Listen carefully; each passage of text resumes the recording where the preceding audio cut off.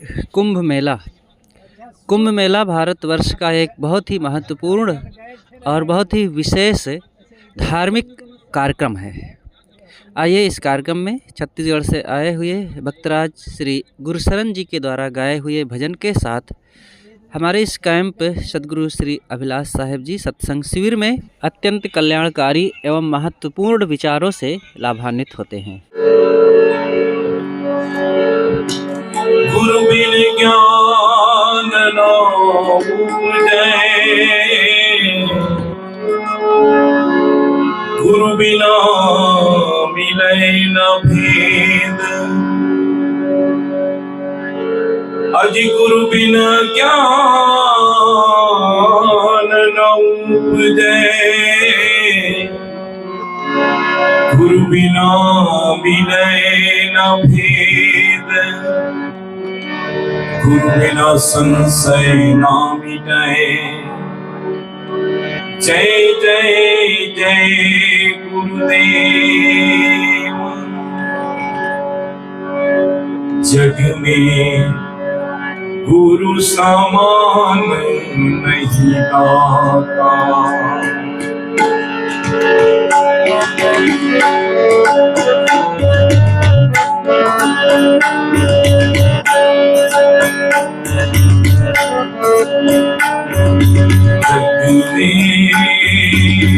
गुरु समान नहीं दाता। जग में गुरु समान नहीं दाता। वस्तु अगोचर तई मेरे सद्गुरु, वस्तु अगोचर तई मेरे सद्गुरु, भली बताई बाटा। जग में गुरु समान नहीं दाता।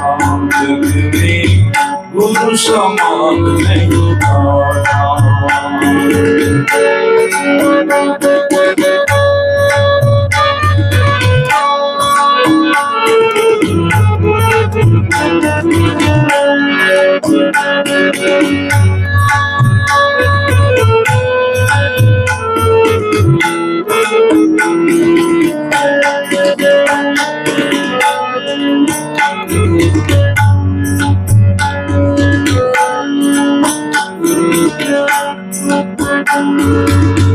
काम और क्रोध कैद करी राखे, लोभ कुलिन्हाना था।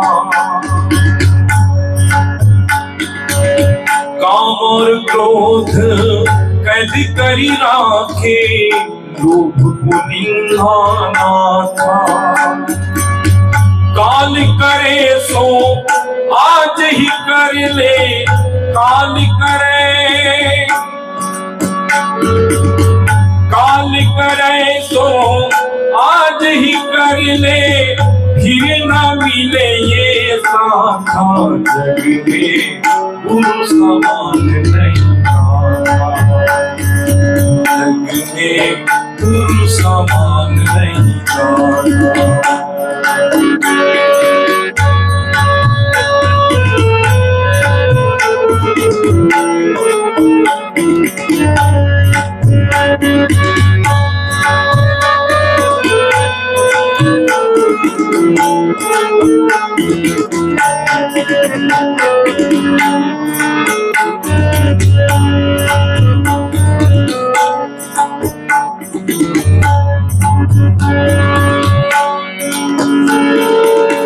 चौरासी में जाए गिरोगे, भुगतों के दिन राता। 84 में जाए गिरोगे, भुगतों के दिन राता। सत्य पुकार पुकार कहत है, सत्य पुकार पुकार कहत है, कर ले संतन साथा। जग में गुरु समान नहीं दाता। जग में गुरु समान नहीं दाता, जग में गुरु समान नहीं दाता।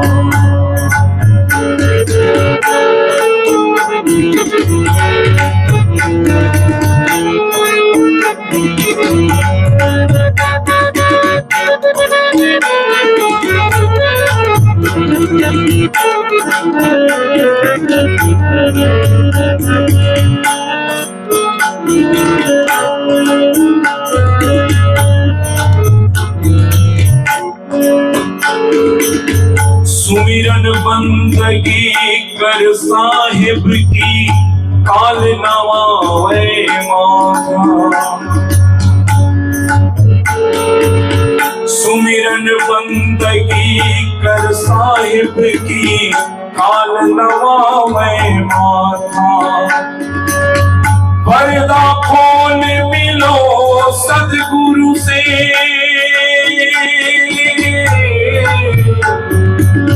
पर्दा खोल मिलो सदगुरु से, उतरो भोजन साथा।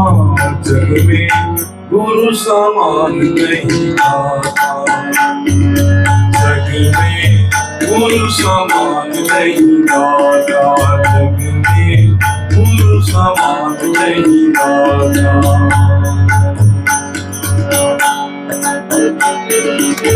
कहत कबीर सुनो भाई साधो,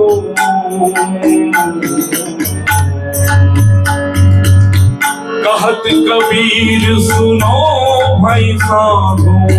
मिट जाए आता जाता, मिट जाए आता जाता, मिट जाए आता जाता। जग में गुरु समान नहीं दाता, जग में गुरु समान नहीं दाता, जग में गुरु समान नहीं दाता।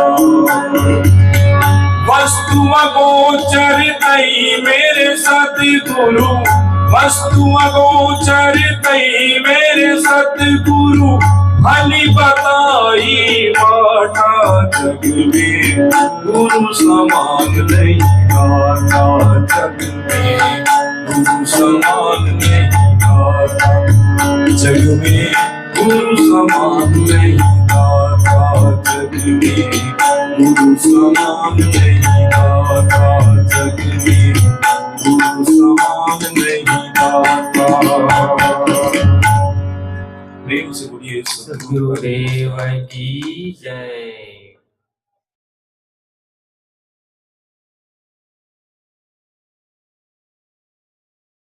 परम पूज्य साहेब जी, मुदमंगल में संत समाज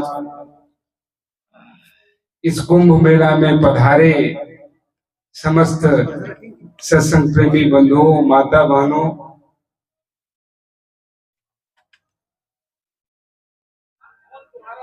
सदगुरु कबीर साहब की वाणी है। अपने गांव में मैं किसी सज्जन व्यक्ति से ये बातें साखी सुनी रही, अब मुझे बड़ा प्रिय लगा। लगभग ये बात 25-30 साल पूर्व की बात है। वो साखी याद है तो उन्हीं पर थोड़ी देर निवेदन कि लगा बाजार अगमपुर के, लगा बाजार अगमपुर के हीरा रतन बिचाए, और सज्जन जीव भजाए लियो मूर्ख मन पछताए। ये कुंभ मेला में बाजार लगा है। किसका बाजार लगा है? सत्संग का बाजार। और यहाँ पर ज्ञान रूपी हीरा की बिक्री हो रही है। अपना अपना बाजार, अपना अपना कैंप, अपना अपना टेंट सब लगाए कि नहीं? किंतु खरीदार बहुत कम है। खरीदार, खरीदने वाला, ज्ञान की बातों को श्रवण करने वाला बिल्कुल।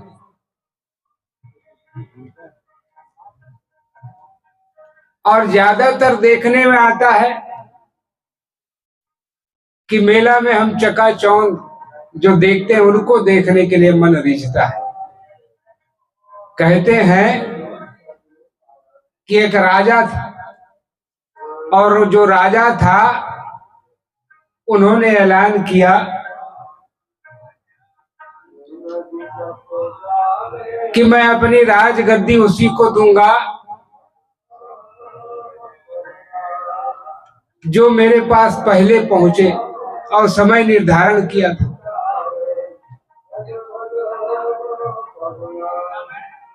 समय निर्धारण ये था 4 दिन का। लोग दूर दूर से आए उनके ऐलान को सुनकर, किंतु वे थोड़ी थोड़ी दूरी में इतनी अच्छी अच्छी व्यवस्था बना के रखे थे, देखने लायक, सुनने लायक, खाने पीने लायक सारी व्यवस्था, और इतना सुंदर नाच गान की व्यवस्था, भोजन भंडार की व्यवस्था, और संगीतों की तो दुनिया देखते हो ना, जैसे फिल्मों में जैसा रास रंग वैसी व्यवस्था।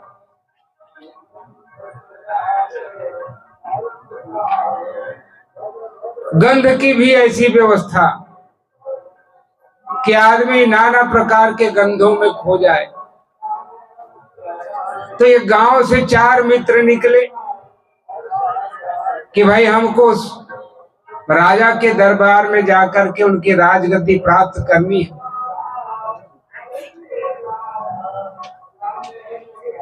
तो हर आदमी का अपना अपना विषय होता है, इच्छाएं होती है। किसी को खाने में बड़ा आनंद लगता है, तो बढ़िया भंडारा खुला था, एक से एक हलवा पूरी मेवा मिष्ठान मिठाई सब लगा हुआ था। वो उन्हीं में खो गया कि भाई इतना बढ़िया खाने को मिला, कहाँ जाए। हो सके राजा हमको राजगद्दी दे ना दे, मगर खाने को तो बढ़िया मिला, वो वही भूल गया। आगे बढ़ा तो इतनी सुंदर चित्रकारी कला, वहां पर वो प्रदर्शनी लगा था, वो उसमें रम गया देखने सुनने में। फिल्मी दुनिया देखे हो, आदमी आजकल मोबाइल पकड़ता है तो वहां से हटने का नाम ही नहीं ले पाता, होता है कि नहीं। मैं एक बार गया था किसी भक्त के यहाँ, संयोग से एक धारावाहिक चल रहा था। अब कौन सा चल रहा था उस समय, प्रतिज्ञा, अब किसको मालूम नहीं है, सज्जन सिंह और दुर्जन सिंह। खाना भी त्याग देते थे लोग कि नहीं साहब पहले हम धारावाहिक देखें। तो वैसे ही वो दृश्य में भूल गया कि भाई यहाँ इतना बढ़िया बढ़िया देखने सुनने को मिल रहा है। एक जने गंध में भूल गया, उनको सुगंधी गलत थी। सुना था कि एक संत की ऐसे सुगंधी में आ सकती थी कि अगरबत्ती गद्दे बगल में लगा लिया, और सुगंध में जब नींद पड़ गई, गद्दा माग लग गया, आधा गद्दा जल गया, तब नींद खुली। ये है। तो जीव ऐसे ही भूला, 3 वैसे ही फंस गए, चौथे रास रंग में डूब गया। एक जो सुज्ञ था वो अपनी मंजिल को, लक्ष्य को ध्यान में रखकर आगे बढ़ रहा, और जब गया तो राजा उनको सत्कार किए। समय तिथि निश्चित था, उनको बैठाए, बाकी इन्हीं में भूल गए। ये तो रही एक दृष्टांत। ये जीव ही राजा है, और मन किसमें भूला हमारा, इन्हीं 5 ज्ञानेंद्रियों में। जिनका मन अपने स्वरूप के खोज में लगेगा, स्वरूप स्थिति रूपी राज्य पाने के लिए लगेगा, ललक रहेगी, वही मन अपने स्वरूप को, अपने हमारी स्थिति को पाएगा। कबीर साहब ने कहा कि तैसुत मान हमारी सेवा, तो कह राज देव हो देवा, अगम द्रिगम गढ़ देव छुड़ाई, और बात सुनो कछियाई, उत्पत परलय देव दिखाई, करो राज सुख बिन सो जाई। एको बार न होई है माँ को, बहुरी जन्म ना होई है ताको, जाय पाप सुख होई है घना, निश्चय वचन कबीर के मना। सदगुरु कहते हैं कि साधु संत तेई जना, जिन मानल वचन हमार, आदि अंत उत्पत्ति परलय देखो दृष्टि पसार। तो उत्पत्ति और प्रलय को सदगुरु कबीर साहब दिखाना चाहते, अखंड राज देना चाहते हैं। वो कौन सा राज है?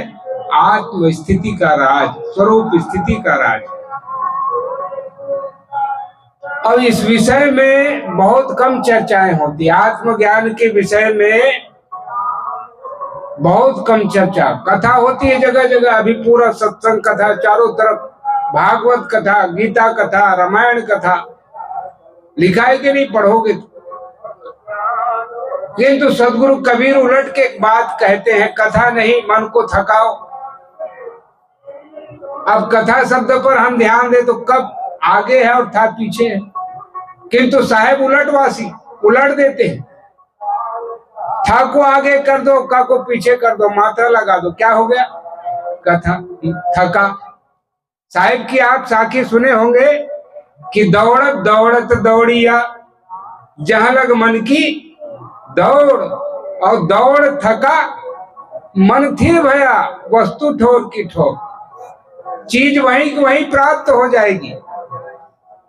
कब थक जाओगे तब।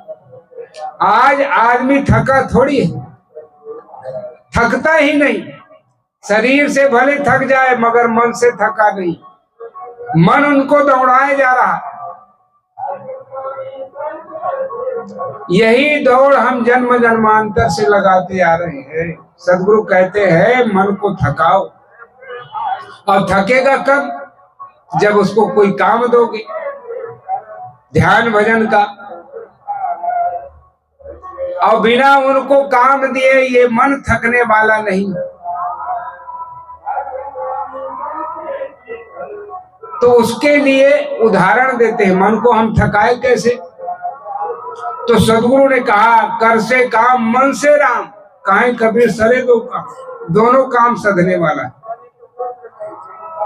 किंतु मन में राम के प्रति आस्था हो, प्रेम हो, भक्ति हो, श्रद्धा हो, और उस राम तत्व को बताने वाले गुरु के प्रति।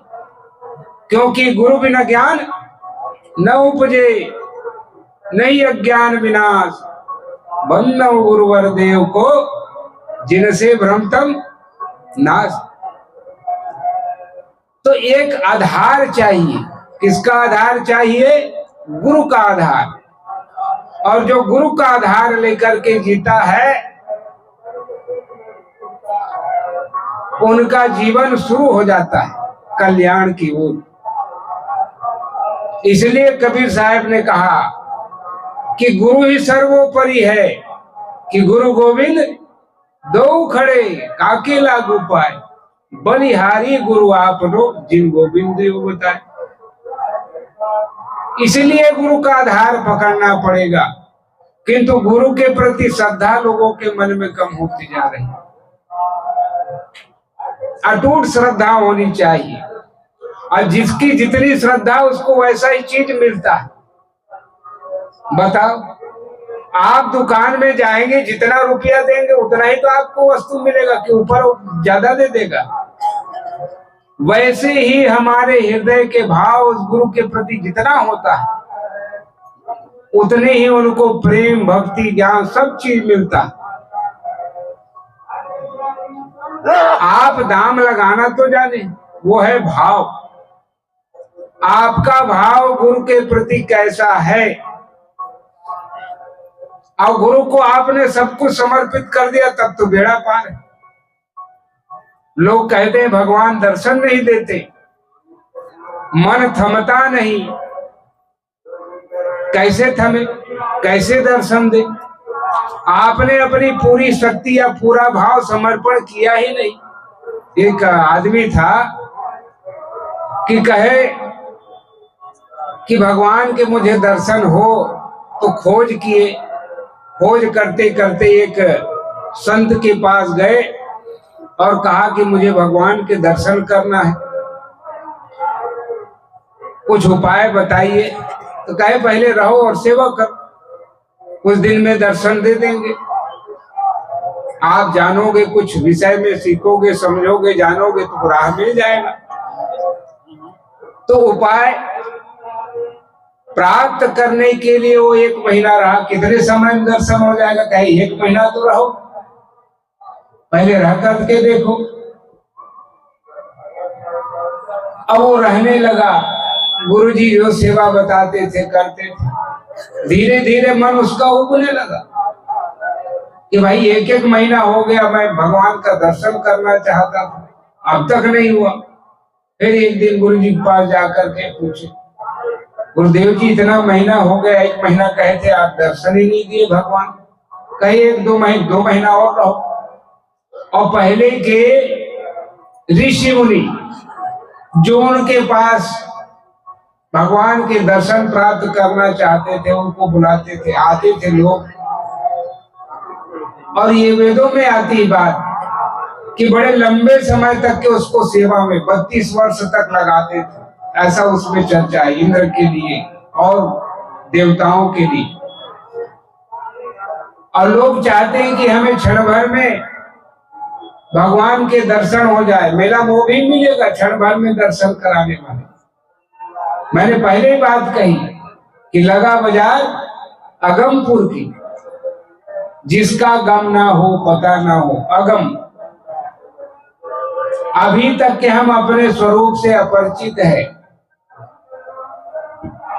हमें पता है कि मेरा स्वरूप कैसा है, बाहरी चीजों से हम कथा के माध्यम से सुने हैं जाने वो, किंतु उसका अनुभव अभी तक नहीं हुआ। और जिनको अनुभव हो गया उनका तो दशा ही बदल जाएगा। गुरुदेव जी के मुख से मैं सुना था कि हमारे स्वरूप का अस्तित्व कैसा है, तो कहे करोड़ों सूर्य से भी प्रकाशमान। अब किसी को अनुभव हुआ है ऐसी दशा किसी प्राप्त हुई? करोड़ों सूर्य से भी अधिक प्रकाशमान उसका स्वरूप, किंतु उसका स्वरूप सूर्य कैसा है, आग के समान दहकता, किंतु आत्मा का स्वरूप कैसा है, शीतल, चंद्रमा के समान शीतल। अब ऐसा अनुभव किसी को हो तो बताओ। और हम लोग संध्या पाठ में पाठ भी करते हैं, सर्वहु को जाने तो सो तो सर्वहु से न्यारो रहे। उसके पहले है सूर्य से उजासी देखो अति ही सुहायो है। अब पाठ कर रहे हैं, रट्टू सुग्गा हम सब बने, है कि नहीं? अनुभव में कहां आया है? वास्तव में जो लगन लगाएगा वो पाएगा। ज्ञान के तुम सागर स्वामी,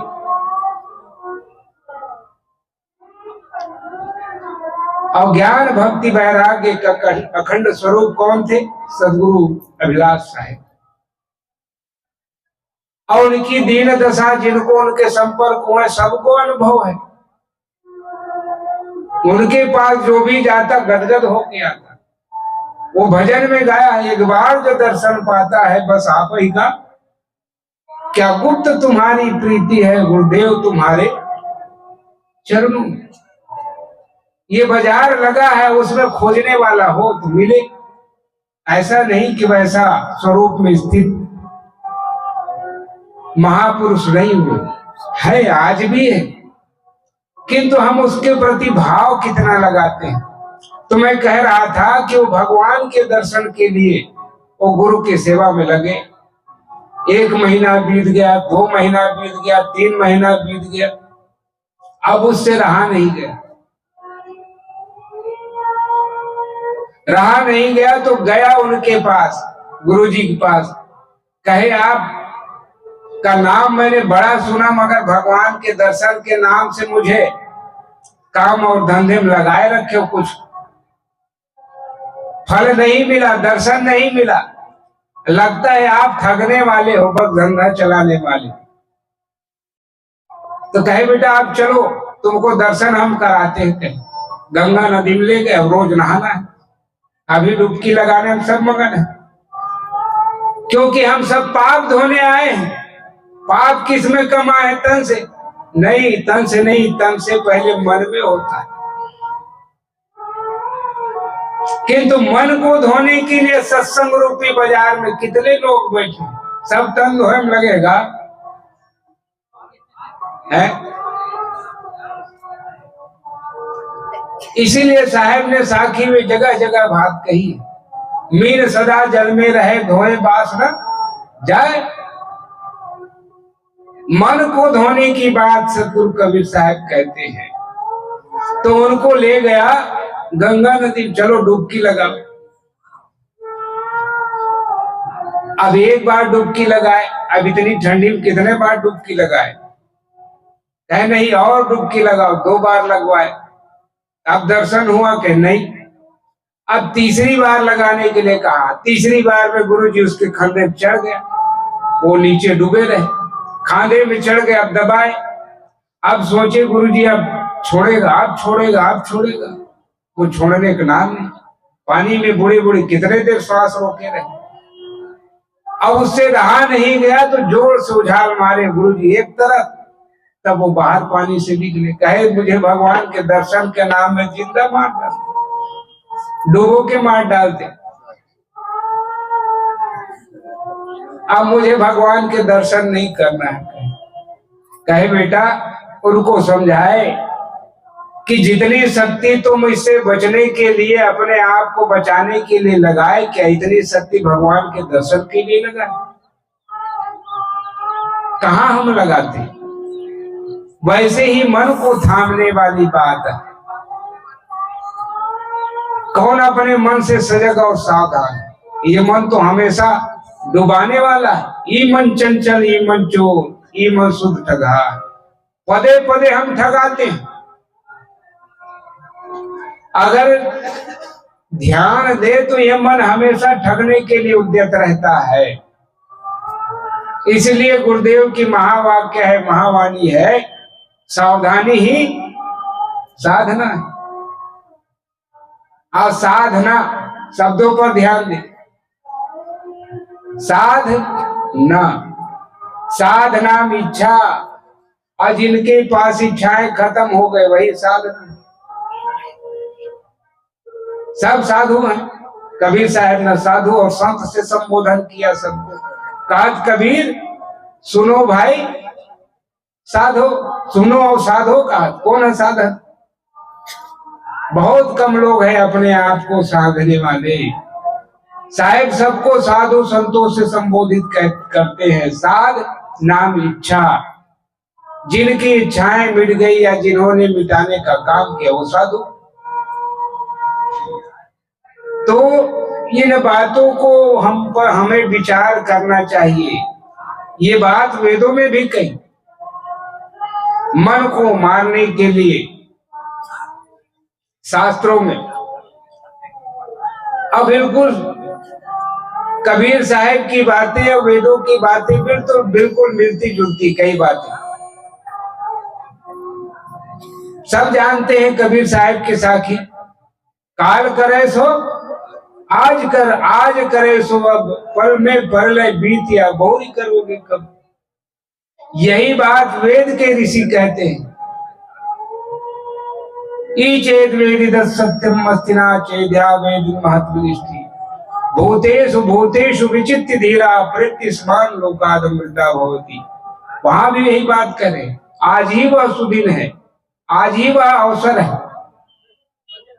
कबीर साहब हिंदी में कहते हैं, हमारे पूर्वज संस्कृत में कहते। और साखी साम्य अवस्था है। आप अगर विचार करें तो साधु ऐसा चाहिए जैसा सुभाए, और सार सार को गहराई थोथा दे उड़ाए। तो ये बातें हमारे गुरुजनों ने, पूर्वजों ने कही। तो मैंने बात शुरू की थी कि लगा बाजार अगमपुर के हीरा रतन बेचाए। ये ज्ञान रूपी हीरा, आत्म संदेश देने के लिए यहाँ पर लोग आए, गुरुजन आए। धर्म सत्संग का बाजार लगा, किंतु उस ज्ञान रूपी हीरा को खरीदने वाले दुनिया में मिले। और जो सज्जन होगा, विचारवान होगा, वो भजा लेगा, ज्ञान के शब्दों का चुनाव कर लेगा। महापुरुषों ने कहा, भगवान बुद्ध ने कहा कि सुंदर सुंदर वाणियों को कौन इकट्ठा करता, मतलब वहां फूलों का आधार दिया। तो मैं एक साखी के आधार पर निवेदन किया। हमारे बीच और सद्गुरुजन है। इन्हीं शब्दों के साथ अब मैं अपनी वाणी में विराम देता हूँ। बोलिए सद्गुरु कबीर साहिब की।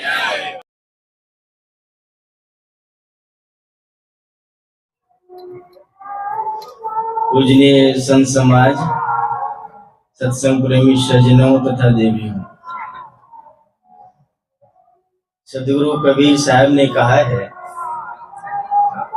राम तेरी माया धुंध मचावे, गति मति वाके समुझ परे, नहीं सुरनर मुनि नचावे।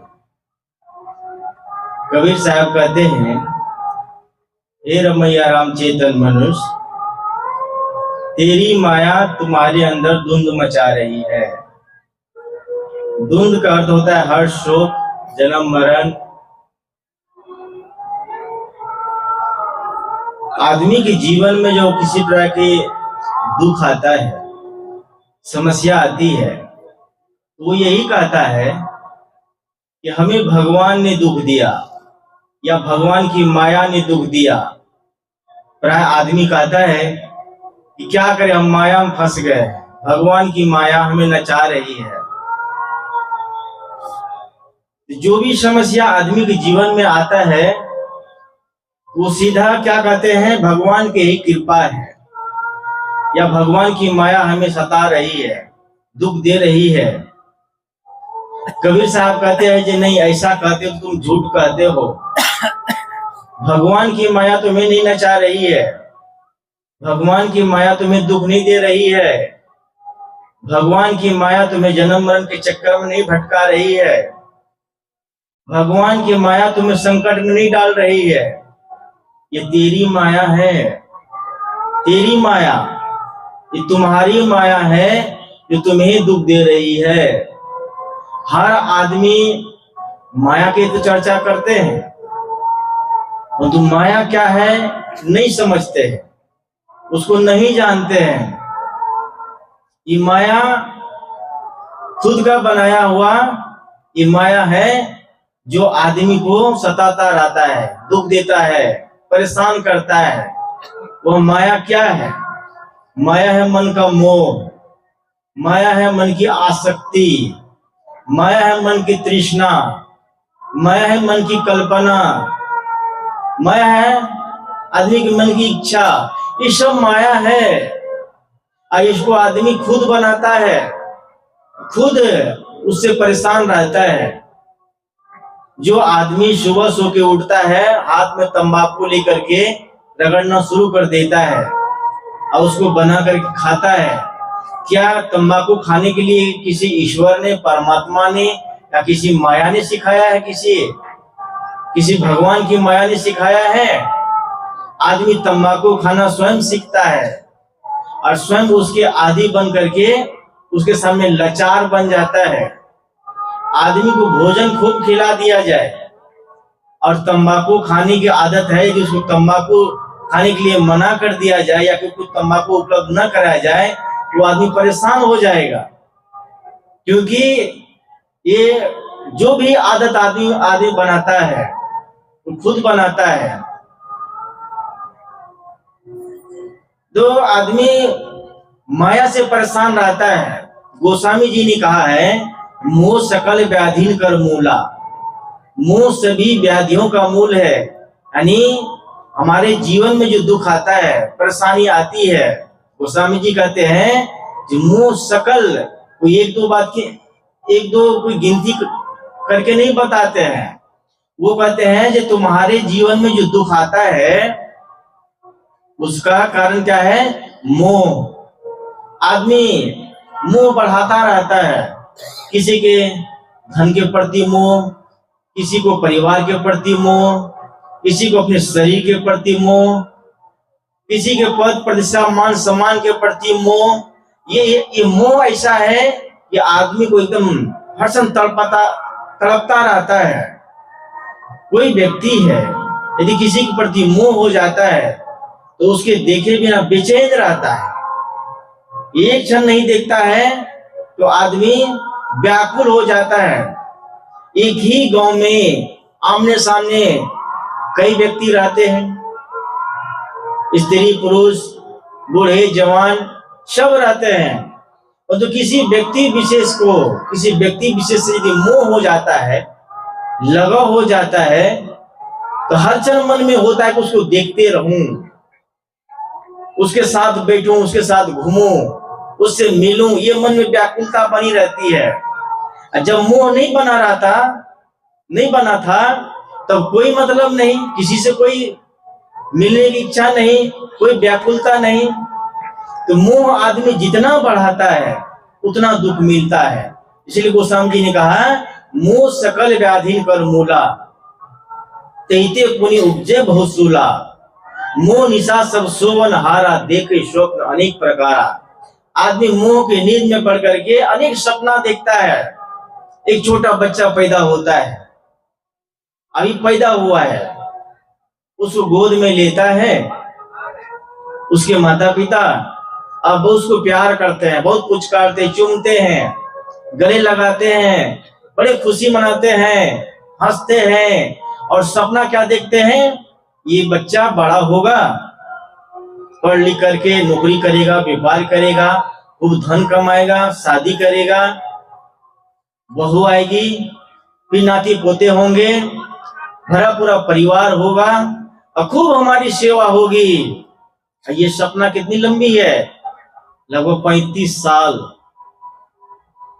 बच्चा अभी तो बड़ा नहीं हुआ है, अभी पैदा हुआ है, 6 महीना का है, साल भर का है या कि 3 महीना का है, अभी छोटा बच्चा है। सपना है बहुत 35 साल पुरानी। जब 35 साल जब हो जाता है, यानी बच्चा बड़ा हो जाता है, बहू आती है, नाती पोते होते हैं, भरा पूरा परिवार होता है, और जो मन में सोच कर रखे थे ये हमारी बहू, हमारे बेटे, हमारा बेटा, हमारे नाती पोता खूब हमारी सेवा करेंगे, तो वो समय नहीं आ पाता है। ऐसा नहीं हो पाता है। जो मन में सोच के रखे थे वो नहीं हो पाता है, तो मन में बहुत दुख होता है, बहुत दुख होता है, बहुत पीड़ा होती है। और ये दुख कब का है, 35 साल पहले से सोचा हुआ। यदि ये नहीं सोचा होता, ये सपना न देखे होते, तो वो दुख नहीं होता। इसीलिए किसी ने कहा है बहुत अच्छा, ये परिस्थिति जैसी भी हो उसको स्वीकार करने के अलावा आप कर ही क्या सकते हैं। मान लीजिए भरा पूरा परिवार है, मन अनुकूल, आपकी सेवा नहीं हो रही है, जैसा आप सोच रहे हो वैसा हुआ नहीं, तो अभी वर्तमान में जैसी परिस्थिति उसी को स्वीकार लीजिए, उसी में जीना शुरू कर दीजिए, कोई शिकवा शिकायत न कीजिए, मन प्रसन्न रहेगा, जीवन सुख से कटेगा। तो मैं कह रहा था, आदमी मोह में पड़ करके बहुत दुख पाता है।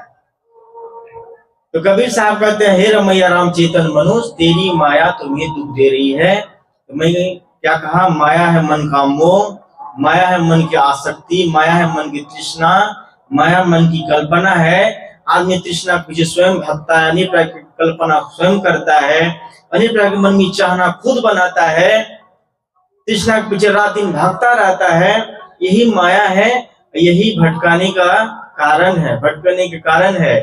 तो माया आदमी खुद बनाते हैं, ये माया को आदमी खुद समाप्त कर सकते हैं। आप शरीर का आयु बढ़ती जा रही है, शरीर का समय खत्म होता जा रहा है, तो शरीर बूढ़ा होने के साथ साथ मन भी बूढ़ा होना चाहिए, मोह खत्म होना चाहिए, आसक्ति मिटनी चाहिए, तृष्णा खत्म होनी चाहिए, तभी जीवन में सुख और शांति मिलेगी, जीवन जीने में आनंद आएगा।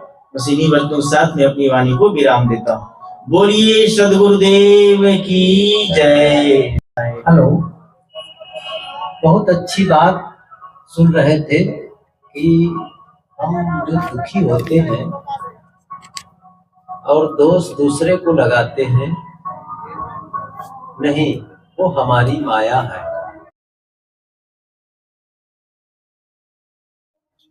एक छोटी सी बात सबको अपने आप से पूछना चाहिए। कौन सी बात?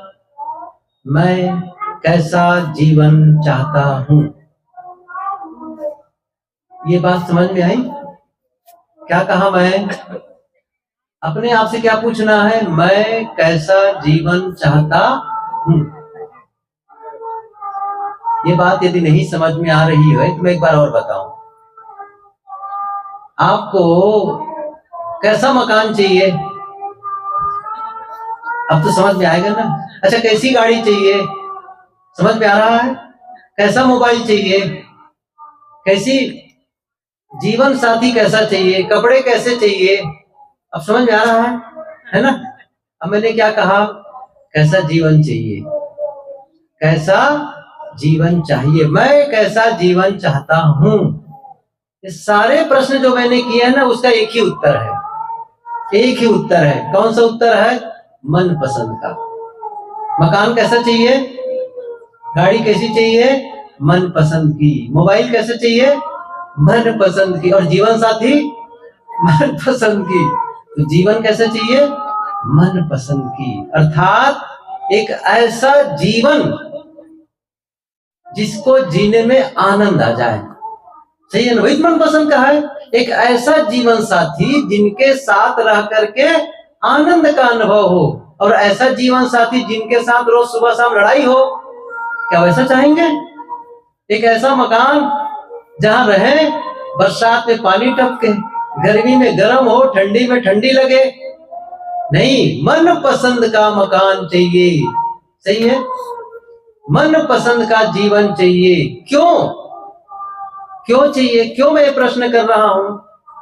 फिर से याद करिए, क्यों कर रहा हूं? मैं इसलिए कर रहा हूं क्योंकि जीवन ही है, हमारा अपना जीवन ही है, जिसमें हमें सुख मिलता है, दुख मिलता है, हानि होती है, उसे महसूस करते हैं, लाभ होता है, उसे महसूस करते हैं। शांति का अनुभव इसी जीवन में, अशांति का अनुभव इसी जीवन में, अपमान का अनुभव इसी जीवन में, सम्मान का अनुभव, बीमारी का अनुभव, स्वास्थ्य का अनुभव, सारा अनुभव कहाँ करते हैं? अपने जीवन में करते हैं, अपने जीवन में। अच्छा, तो क्यों करते हैं ऐसा? एक आदमी को देखते हैं, वो बड़ा आनंदित है, अपने परिवार के साथ बहुत मस्त रहता है, उनका व्यापार बट्टा भी बढ़िया है, सब कुछ, स्वास्थ्य भी सुंदर लगता है उनका है, समाज में भी उसकी अच्छी प्रतिष्ठा है। और एक दूसरा आदमी है, अपमानित, बीमारी, लड़ाई झगड़ा, सब कुछ। अच्छा, ऐसा क्यों हो रहा है? ऐसा क्यों हो रहा है? यदि सुख दुख की बारिश होती, जैसे अभी धूप खिली है, तो धूप खिली है तो कुछ लोगों के लिए धूप है, बाकी लोगों के लिए नहीं है, ऐसा नहीं है। धूप है तो सबके लिए है। अच्छा, अभी बारिश होने लग जाए तो किसके लिए होगी? सबके लिए। ठंडी पड़ रही है, ठंडी हो रही तो सबके लिए, गर्मी हो रही है सबके लिए। क्या ऐसा कोई सिस्टम है, ऐसी कोई व्यवस्था है जिससे सबको सुख मिले, सबको दुख मिले? ऐसा तो नहीं है। इसका मतलब है हम में से जितने लोग बैठे हैं, इनमें ही कुछ लोग बहुत बढ़िया जीवन जी रहे हैं, अच्छा लग रहा है उनको अपने जीवन पा करके, और कुछ लोगों को क्या बताएं कैसे जीवन मिल गया है, पछता रहे हैं, सही ना? कुछ लोग शादी करके पछता रहे हैं। ऐसे पछता रहे होंगे, हो सकता है न पछताते हो, बहुत अच्छी बात है। बहुत लोग हैं, गुरुदेव जी कहा करते थे, अभी जिनको बैठे ना, काफी है बुजुर्ग, सीनियर सिटीजन बैठे अधिकतम लोग, उनसे पूछो जिस दिन दूल्हा बने थे, याद करो उस दिन को, कैसा लगता है आज? तो क्या कहते हैं, अरे कहाँ कहाँ ठगा गए, एक दिन दूल्हा बन करके कुछ मिला क्या पाए? बस जोते जा रहे हैं, जैसे बैल को बिल्कुल हल में नाद दिया और बस चला जा रहा है। ऐसे ही सारा काम उनके लिए, हर व्यवस्था उनके लिए, बाल बच्चे परिवार जो भी आया सबके लिए एक ऐसा जीवन जो इस झंझट में न पड़ करके मस्त आनंद। सही है। हम लोग को कहते हैं साहब आप हमेशा घूमते ही रहते हैं, क्या बताएं? अच्छा क्या हो गया, आप भी चलिए। क्या बताएं साहब, जंजाल में फंसे हैं। सही है। मैं कहता हूँ मैं तो आश्रम में रहता हूँ, आनंद का अनुभव करता हूँ, भ्रमण में रहता हूँ, आनंद का अनुभव करता हूँ, यहाँ बैठा हूँ मस्त हूँ, कमरे में अपने निवास पे होता हूँ मस्त हूँ, आप लोगों से मिलता हूँ मस्त। नहीं मिला कोई बात नहीं, मत मिले, वर्षों न मिलो, क्या दिक्कत लगता है उससे? है मस्ती आपके पास है कि नहीं है? दुख आपके पास है, शांति आपके पास है, अशांति आपके पास है, वह जीवन, ऐसा जीवन जिसमें दुख का अनुभव हो रहा है, इसका मतलब है उसकी जो जीवन शैली है ना, उसका जो जीवन जीने का ढंग है ना, वही गड़बड़ है। जीवन में परिणाम कहीं अलग से नहीं आते हैं, जीवन में परिणाम जीवन के कर्मों से आते हैं, जीवन में परिणाम जीवन के क्रियाकलापों से आते हैं। कोई अलग से थोड़ी आता है वो कि कहीं अलग है, नहीं, आपके द्वारा शांति अशांति आपके ही द्वारा। इसका मतलब यह है, इसको समझे, इसका मतलब यह है जो आप अपने जीवन से भेजते हो, बड़े सरल ढंग से बता रहा हूं, जो आप अपने जीवन से बाहर भेजते हो वह आपके जीवन में लौटकर आता है। एक बिल्कुल देहाती ढंग से समझिए इस चीज को। इसको और दूसरे ढंग से स्पष्टीकरण करूं तो क्या होगा, जो आप खेत में बोते हैं, जो बीज आप खेत में बोते हैं, डालते हैं, उसी की फसल आप वापस काटते हैं। आप ये कहेंगे मैं तो गेहूं का बीज डाला था, ये तो मक्का पैदा हो गया। क्या ऐसा कभी हुआ है? नहीं हुआ है, नहीं हुआ है। ऐसे ही है, हम क्या कहते हैं, मैं तो सबके लिए अच्छा किया, किसी के साथ में कोई दुर्व्यवहार नहीं किया, सबका भला चाहा, मेरे जीवन में दुख क्यों आ रहा है, मुझे लोग, मेरा अपमान लोग क्यों कर रहे हैं? ऐसा कभी हो ही नहीं सकता है कि आप जो अपने जीवन से बाहर न भेजे हो वो आपके जीवन में आए। ऐसा प्रकृति का नियम नहीं है, ये आप जान लो। प्रकृति का नियम नहीं है ये। प्रकृति एक एक चीज का हिसाब रखती है। और एक ध्यान रखिए, मैं जो कह रहा हूं ना, इसका मैसेज को समझिए। मैं क्या कहना चाहता हूं, भेजने का मतलब जैसे कोई जा करके किसी को 50 रुपया या 500 रुपया 5,000 रुपया दे रहा है, कुछ भी दे रहा है, लेकिन देने के बाद कह रहा है कहां कहां दे दिया, नहीं देना था, बड़ी मतलब अफसोस कर रहा है। तो आप जो दे क्या रहे हैं, आपने बाहर से देखने पर तो दिया, लेकिन क्या आप भीतर से दिए? सोच समझिए, क्या आप भीतर से दिए? और बाहर के देने को दुनिया के लोग देखते हैं और भीतर से जो है ना उसको परमात्मा देखता है। ये ध्यान दीजिए। वो कौन देख रहा है? आपके भीतर बैठा है, आपके भीतर बैठा है कोई, बस वहां से जो मैसेज जा रहा है ना, वहां से उसका रिजल्ट आता है, उसका रिजल्ट आता है। कितनी सावधानी की जरूरत है जीवन के लिए। मैं वही कह रहा हूं, कैसा जीवन चाहिए, जैसा जीवन चाहिए वैसा जीवन आपको कोई दूसरा देने वाला नहीं है।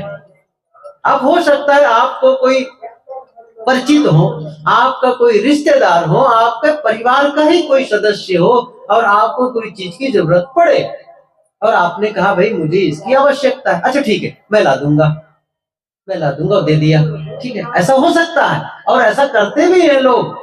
लेकिन आप ये चाहेंगे मुझे मनपसंद का जीवन दे दो, ये कोई नहीं देने वाला है, ये समझो। आप अपने घर वालों से मनपसंद का कपड़ा मांग सकते हैं, वो दे देंगे। मनपसंद की मोबाइल मांग सकते हैं, वो भी दे देंगे। हो सकता है गाड़ी भी दे दें और हो सकता है आपके लिए मकान बनवा के भी दे दें। लेकिन आप कहें मुझे एक सुंदर मन दे दो, वो नहीं दे सकता है। मुझे सुख शांति का गिफ्ट दे दो, वो नहीं दे सकता है। किसी को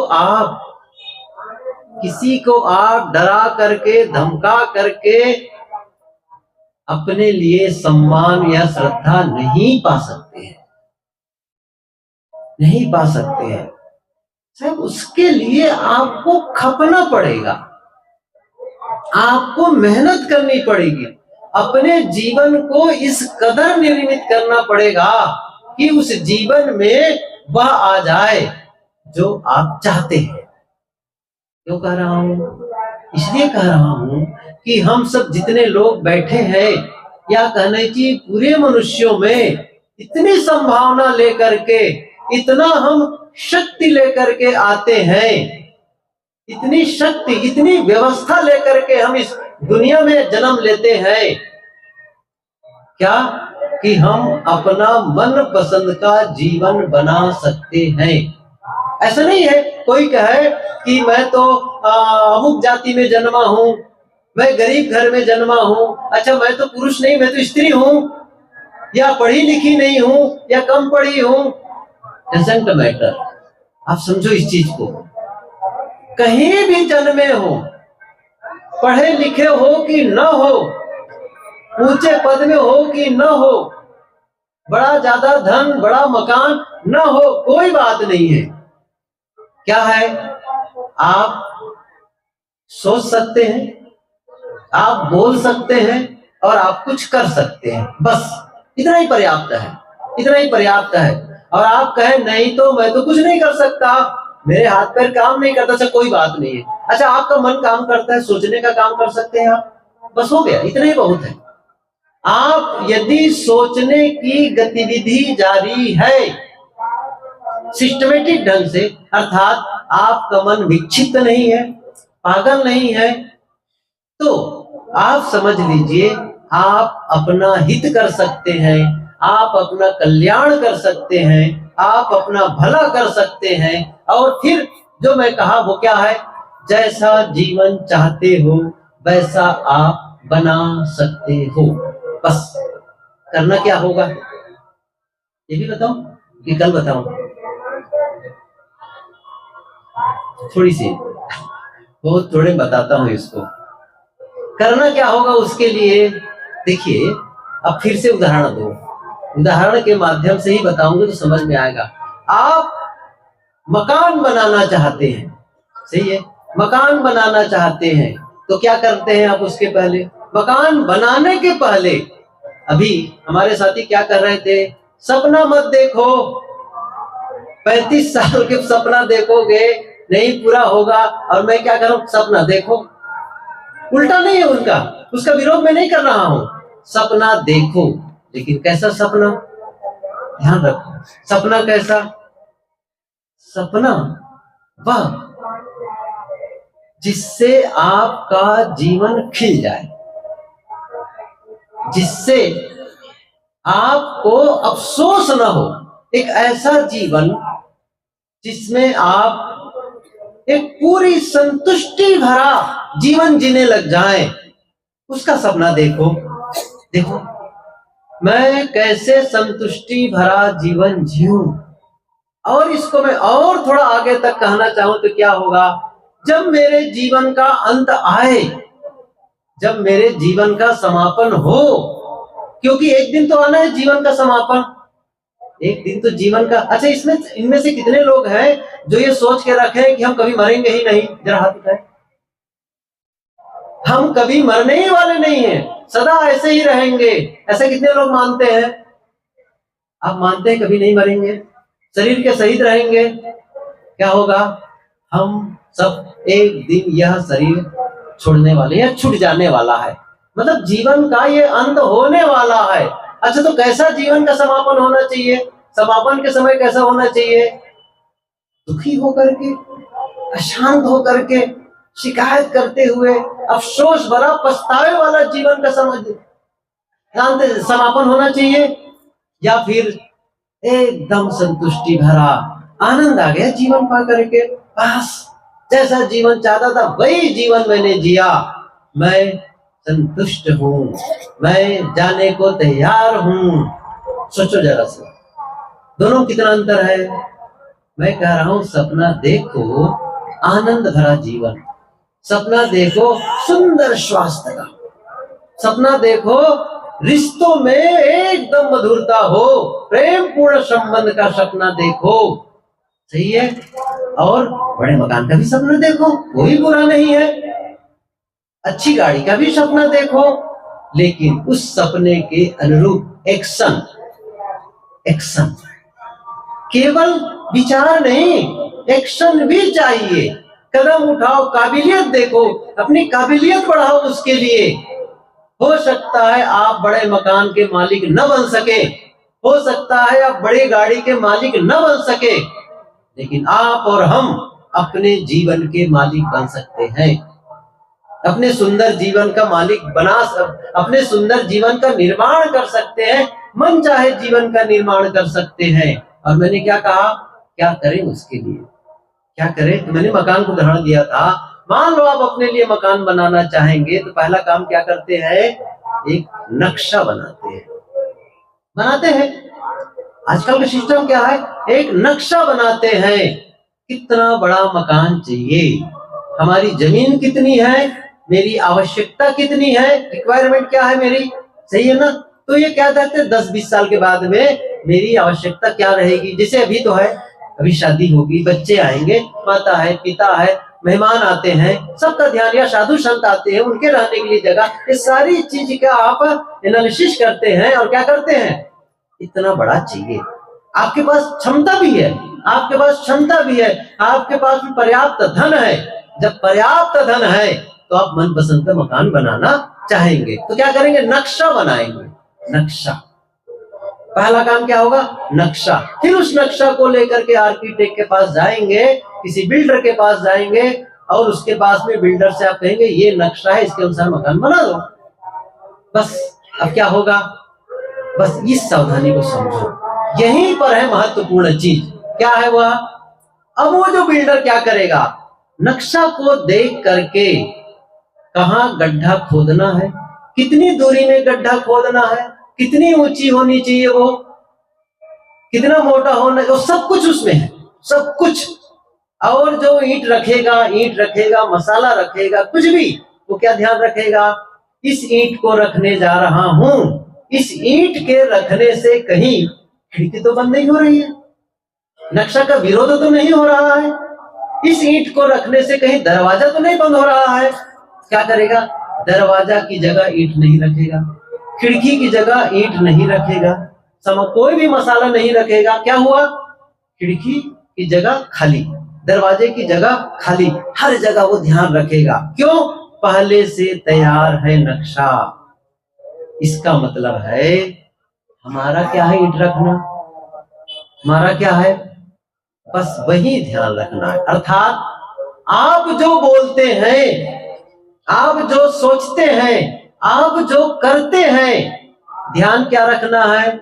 मैं यदि सुख शांति का जीवन चाहता हूं तो मेरे शब्द मेरी शांति के विरोधी तो नहीं है, मेरे विचार, मेरा चिंतन मेरी शांति के तो विरोधी नहीं है, मेरे कर्म मेरी शांति के विरोधी तो नहीं है। यदि वो शांति के विरोधी है, इसका मतलब है आपने नक्शा का ही विरोध किया है। इसका मतलब आप खिड़की बंद कर रहे हैं, इसका मतलब दरवाजा बंद कर रहे हैं, उसको फिर से तोड़ना पड़ेगा यदि सही चाहते हैं तो। तोड़ने में खर्च लगेगा, बढ़िया नहीं रहेगा। क्या सावधानी?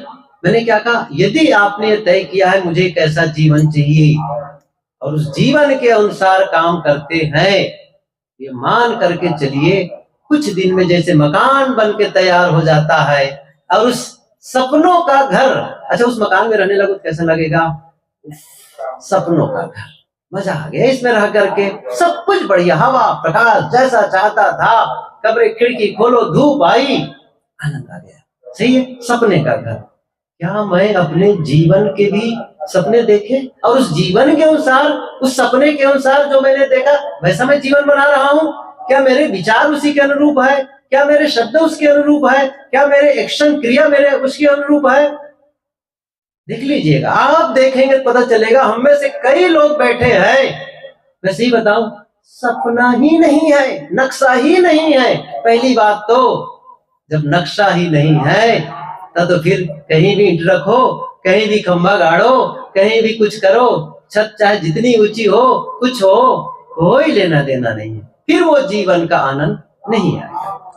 बहरहाल अब हम आगे चल के और छिनी हथौड़ी लोग ठीक करेंगे अगले दिनों में, यहीं पर विराम लेते हैं। सदगुरुदेव की, सदगुरु कबीर साहब की।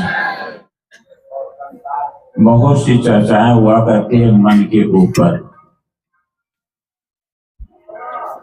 और मन की तो पहली बात है परख करना चाहिए। मन हमेशा अपने अनुसार करना कराना चाहता है। अगर मन प्रशोधित नहीं है तो ये उल्टा पलटा कराता है। अगर मन शोधा हुआ है वही कल्याण के लिए भी होता है। जो प्रशोधित मन है उसके द्वारा कल्याण का काम किया जा सकता है, जबकि मन के बंधन से छूटा जा सकता है। अगर मन प्रशोधित नहीं है तो जानो ये दुख का कारण बनता है। एक उदाहरण करके थोड़ी सी चर्चा करूंगा। एक लाला जी थे। लाला जी के पास एक नौकर था, उसका नाम था बुद्धू। यथा नाम तथा गुणे। बुद्धू उल्टा पलटा ही किया करता था। एक दिन लाला जी दफ्तर जा रहे थे, घोड़े पर बैठ करके बुद्धू साथ साथ जाता था। लाला जी का कोट सड़क के गिर गया, उसमें 500 रुपए थे। लाला जी ने ध्यान नहीं दिया और कहा, बुद्धू मेरा कोट गिर गया है। कहा, सरकार मैंने देखा था कोट गिरा था आपका। कहा, तूने उठाया क्यों नहीं? सर उसने कहा, सरकार मैं कोट का नौकर नहीं, नौकर तो आपका हूँ। अगर आप आदेश देते तो मैं कोट उठा लेता। अरे बेवकूफ, कोट मेरा था, तेरे को उठा लेना था, क्यों नहीं उठाया? कहा, सरकार आपने आज्ञा नहीं किया था इसलिए नहीं उठाया। डांट फटकार के कहा, जो चीज घोड़े से गिर जाकर उसको कम से कम उठा दिया करे, कोई वस्तु गिर जाए। दूसरे दिन क्या करता है, जो झोला रख लेता है रुमाल रख लिया। रास्ते में घोड़े ने टट्टी की, एक एक गोली को चुन करके रुमाल बांध करके घोड़े में रख लिया। थोड़ा समय लग गया, लाला जी गए, घोड़े को बांध दिया। बाद में बुद्धू जाता है तो मित्रों के बीच में लाला जी बैठे हुए थे, टेबल पर जाकर के वो पोटली को रख देता। मित्र लोग सोचे कि आज लाला जी पार्टी करना चाहते, कोई मिठाई वगैरह मंगाए हैं क्या। सब उसको देखने लगे, अपनी अपनी ओर खींचने लगे। इतने में गांठ की खुल गई तो घोड़े की जो टट्टी थी टेबल पर छिपा जाती। लाला जी को बड़ी शर्म लगी, ये शर्म करी, घोड़े की लीड उठा करके लाके टेबल पर रख दिया। बहुत जोर से डांटा और बहुत अपशब्द प्रयोग किया। कहा, तू मेरे लायक नहीं है। बड़े बड़े लोगों के बीच में हंसी कराता रहता है, तू घर में रहा कर घर के जो संदेशा उसको सुनाया कर, तू हमारे साथ रहने लायक नहीं। घर में रहता था। एक दिन लाला जी के यहाँ लड़की पैदा हुई तो लोगों ने कहा जाकर घर खबर कर दो लाला जी को लड़की हुई। अब बुद्धू चिल्लाते हुए चलता है वहां से, लाला को लड़की हुई है, लाला को लड़की हुई। चिल्लाते चिल्लाते दफ्तर में जाकर, ए लाला लड़की पैदा हुई। लाला को तो बड़ा कष्ट हुआ।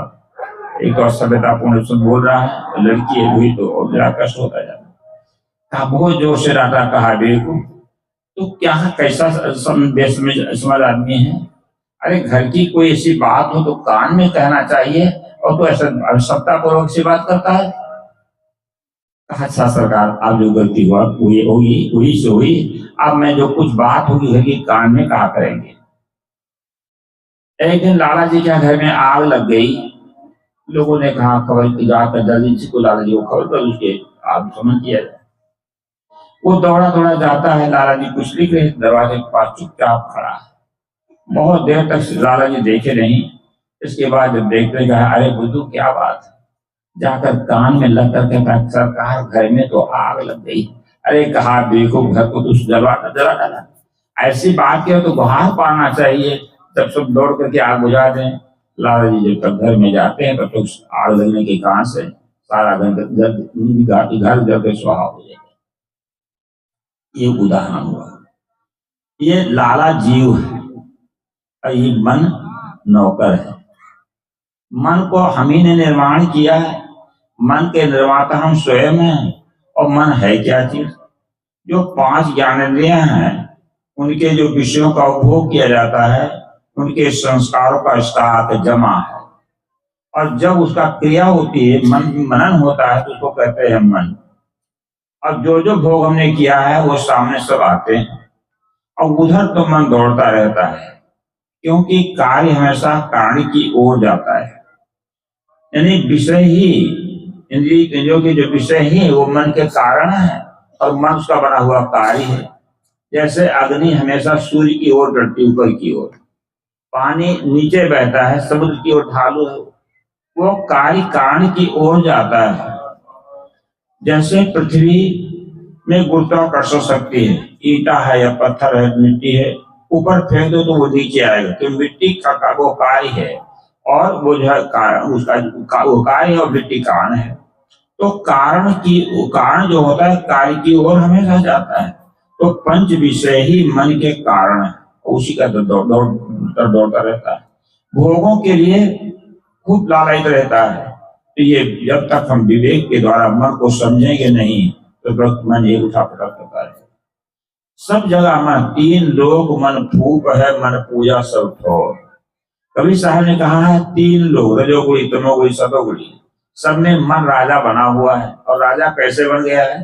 सद्गुरु शिवसार देव ने कहा है मांग हुआ राजा होएगा, तू दानी ते दे। ये जो है मन ये मांग करके राजा बन गया, सबल बन गया है। इनको भोग को देने वाला कौन है? सत्ता देने वाला ये आत्मा ही है। अब आत्मा उसके सामने कमजोर बन गया, तो ये आत्मा उसके सामने भिखारी बना हुआ है। मन की परख करने की बहुत बड़ी आवश्यकता है। आप व्यवहार में देखें चाहे परमार्थ में देखें, व्यवहार में तो हम झगड़े हुआ करते हैं। झगड़े का कारण क्या है? ये मन ही कारण है। मन का मिलान नहीं होता है। पति पत्नी में झगड़ा होता है, भाई भाई में झगड़ा होता है, समाज में झगड़ा होता है, भाई भाई में झगड़ा होता है, साधु शिष्य में, गुरु शिष्य में झगड़ा होता है, साधु में झगड़ा होता है। झगड़ा होने का कारण क्या है? ये मन ही कारण है। एक उदाहरण सुना दूं, माता भी बैठी, एक परिवार में काफी झगड़ा हुआ करता था सास और पतोहू में। पतोहू भी कर्कश थी और सास भी कर्कश थे। दोनों खूब लड़ते थे, कोई गम नहीं खाते थे। बहू ने सोचा ये सास मेरी कब मरेगी, छुट्टी मिल जाए इससे, अगर ये मर जाती मैं स्वतंत्र होकर के राज करती। लेकिन ऐसे कहने से तो नहीं होगा। उसने सोचा कि संत महात्मा दयालु होते हैं, वो कृपा करते हैं, तो हो सकता है मेरी सास मर जाए। एक प्रसिद्ध संत थे, उनके पास जाकर के हाथ जोड़कर साष्टांग दंडवत करके कहती, भक्त महाराज मेरी सास मुझसे बहुत डरती, मुझे परेशान कर रखा है, ऐसा कोई उपाय बताओ मेरी सास मर जाए। महात्मा जी ने सोचा झगड़ा तो दोनों तरफ से होता है, एक से झगड़ा होगा नहीं, ये भी लड़ती होगी वो भी लड़ती। अच्छा कहा बेटी मेरे पास एक उपाय है, अगर तू मेरी बात मानेगी 6 महीने के अंदर तेरी सास मर जाएगी, और नहीं मरेगी तो मेरे शिकायत करना। महाराज उपाय बताइए। तो उपाय उसका यही है कि सो करके उठना, तो सास के चरणों में अपने शीश को रख देना, प्रणाम करना, इसके बाद लोटा में पानी और दत्तू लेना, सास मुंह धोएगी।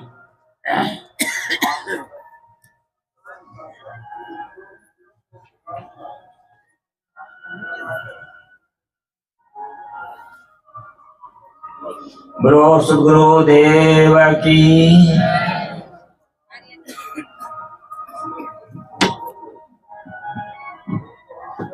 सही।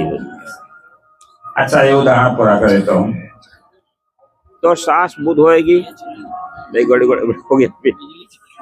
अच्छा तो सास जब मुंह धोएगी, इसके बाद चाय बना कर देना प्योर दूध की, उसमें पानी वगैरह मत डालना, और कुछ जलपान वगैरह नमकीन बिस्कुट वगैरह दे देना। जलपान करेगी, इसके बाद सेंट वाला बढ़िया साबुन ला आना और सास को नहला देना साबुन लगा करके। इसके बाद भोजन जब बनाना, तो भोजन जब तैयार हो जाए तो हाथ जोड़ करके प्रणाम करके कहना अम्मा भोजन तैयार है। एक पीढ़े पर भोजन रख देना, एक पीढ़ा पर बैठने के लिए कह देना। वो भोजन करेगी और शाम के टाइम में तेल गर्म करके मालिश कर देना उसके शरीर में, और फिर सो जाना। इतना जो तू देरी करेगी तेरी सास 6 महीने के अंदर मर जाएगी। और उसको लगन लगती सास को मारने के लिए। लगन 3 प्रकार की होती है, एक जो है लगन काम की, और दूसरी लगन होती है दाम की, और तीसरी लगन होती है राम की। लड़की माँ बाप के यहाँ जन्म लेते ही पाली पोस जाती है। कितनी बड़ी शक्ति माँ बाप लगा देते हैं बेटी को पढ़ाने लिखाने में, और फिर शादी करने में। वो लड़की माँ बाप की सेवा नहीं करती, वो ससुराल जाती किसी दूसरे पुरुष की सेवा करती। ये लगन काम की है। पुरुष को जब काम की लगन लगती है तो शादी करके दूसरे घर से लड़की लाता है, माता पिता से बांट करके अलग हो जाता है, पति पत्नी बंटवारा नहीं होता है। ये काम की लगन जिसका परिणाम 2-4 संतानें हो जाती हैं, जीवन भर उसमें उलझ करके रह जाता है। दूसरी लगन होती है दान की। जब दान की लगन लगती है तो नौकरी खेती या व्यापार करता है, धनार्जन करता है। इसके अलावा चोरी बेईमानी शैतानी लौटबाजी घूसखोरी क्या क्या करता है, ये दान की लगन। और राम की लगन जब लगती है तो काम दाम दोनों से ऊपर उठ जाता है। आप ये देखते हैं ये संत महात्माओं को, साधुओं को राम की लगन लगी। और राम तत्व क्या है? जो हृदय में रमा हुआ आत्मा है। रमे निरंतर आत्मा सब घटाटोयाम याहि ते संतन रामदास का नाम। तो ये राम है। कहाँ है? कभी सारी दुनिया बिन से रहे राम अविनाशी। तो राम की लगन लगती है। तो बहू को लगन लगी थी सास को मारने के लिए।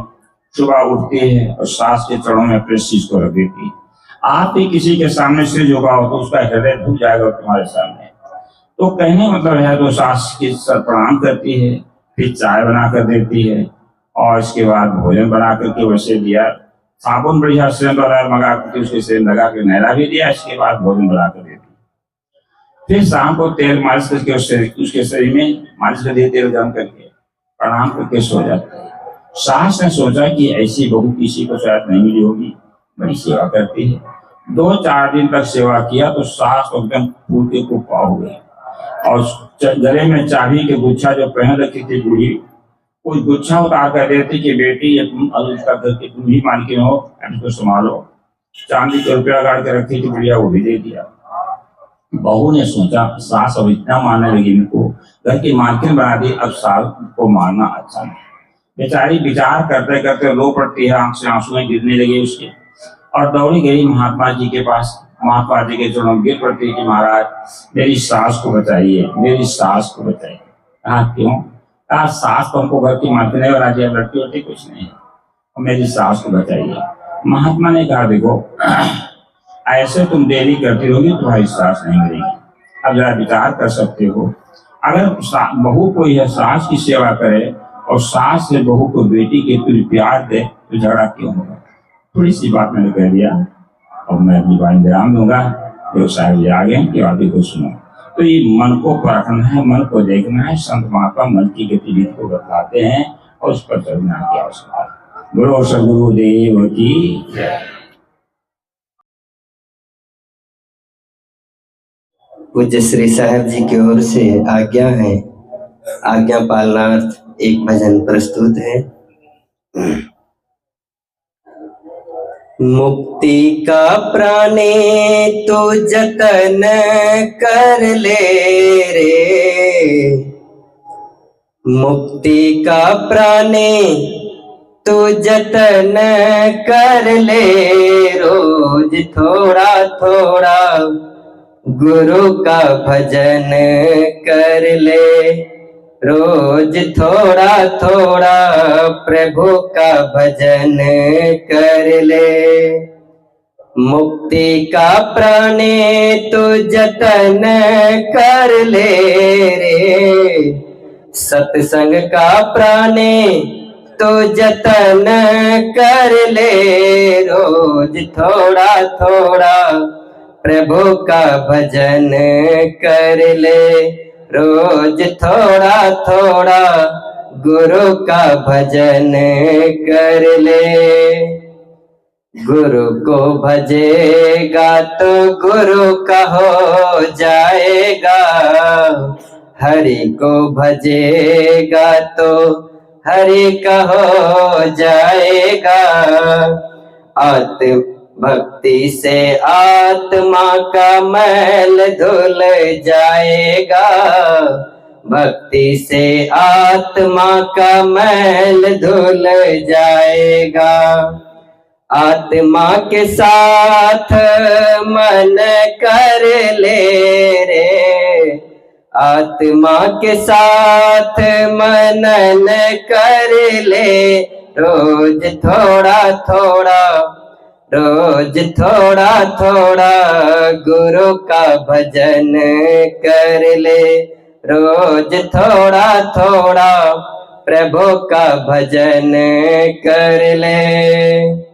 संगत कर अच्छे लोगों की, संगत कर अच्छे लोगों की, दवा मिल जाएगी सभी रोगों की, दवा मिल जाएगी सभी रोगों की।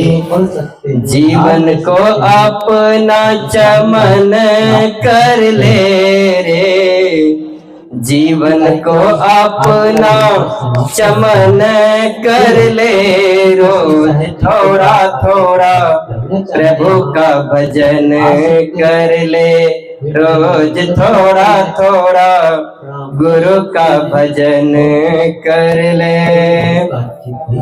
संतों की जग में यही है निशानी, संतों की जग में यही है निशानी।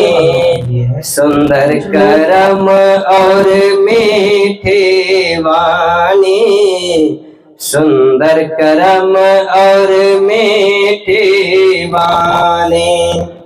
क्रोध को काया में दफन कर ले रे, क्रोध को काया में दफन कर ले। रोज थोड़ा थोड़ा, रोज थोड़ा थोड़ा गुरु का भजन कर ले, रोज थोड़ा थोड़ा प्रभु का भजन कर ले।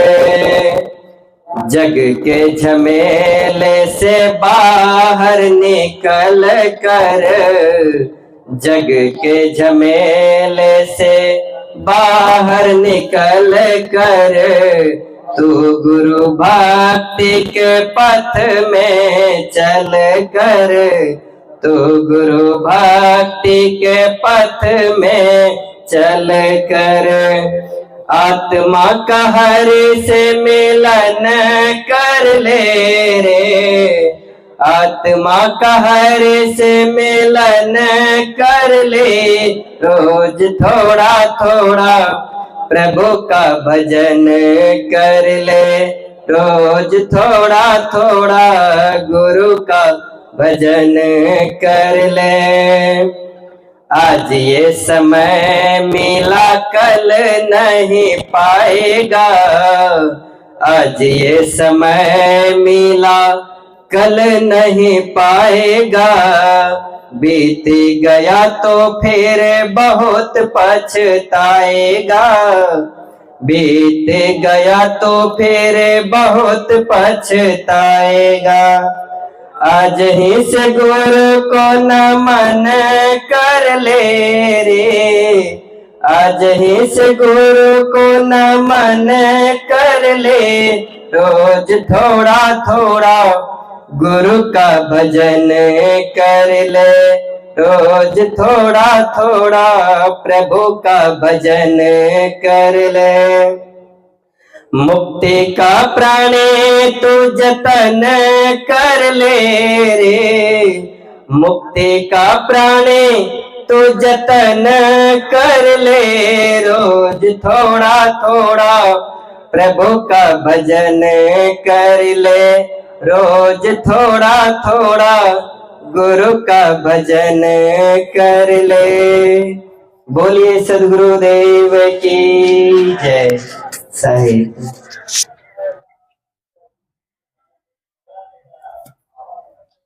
मोद मंगल में संतमाश धर्मानुरागी सज्जनों, श्रद्धा मूर्ति देवी,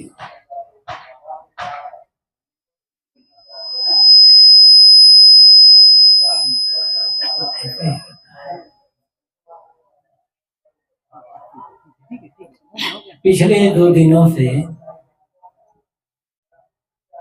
हम सदगुरु कबीर विजय के पद पर विचार कर रहे हैं,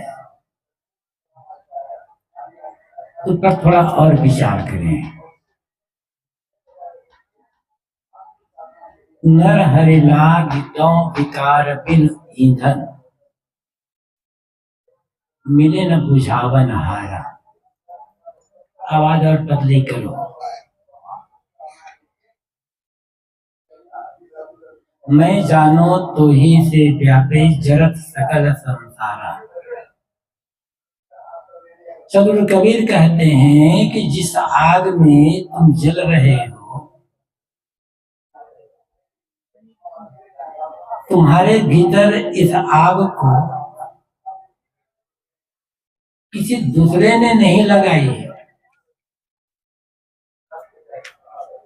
यह आग मैं जानता हूं कि यह आग तुमने ही लगाई है और तुम्हारे भीतर से ही पैदा हुई है। और सारा संसार अपनी बनाई आग में जल रहा है। जरा ये सोचें, हमारे मन को या आपके मन को, किसी के मन को दूसरा कैसे खराब करेगा? कपड़ा खराब कर सकता है, मकान खराब कर सकता है, चेहरा खराब कर सकता है। कोई दूसरा आदमी किसी दूसरे आदमी के मन को खराब कैसे करेगा? हमारे भीतर कोई दूसरा आदमी क्रोध कैसे पैदा करेगा, काम वासना कैसे पैदा करेगा, लोभ कैसे पैदा करेगा, ईर्ष्या द्वेष कैसे पैदा करेगा? कोई किसी के भीतर बाहर से विकार डाल नहीं सकता है। कोई किसी के मन को विकारी नहीं बना सकता है। इसलिए यह कहना कि मैं अमुक के कारण से दुखी हूं, अमुक के कारण से मेरा मन बिगड़ा है, गलत है।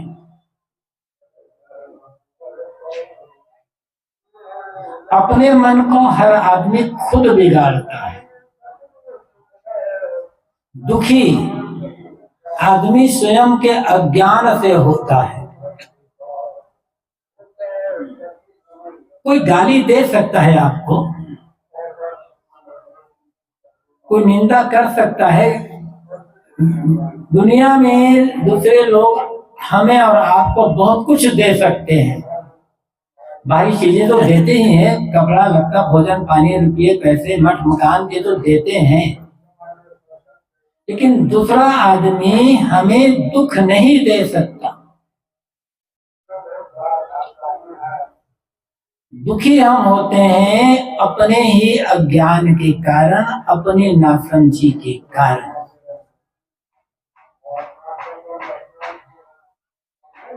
जरा सोचें,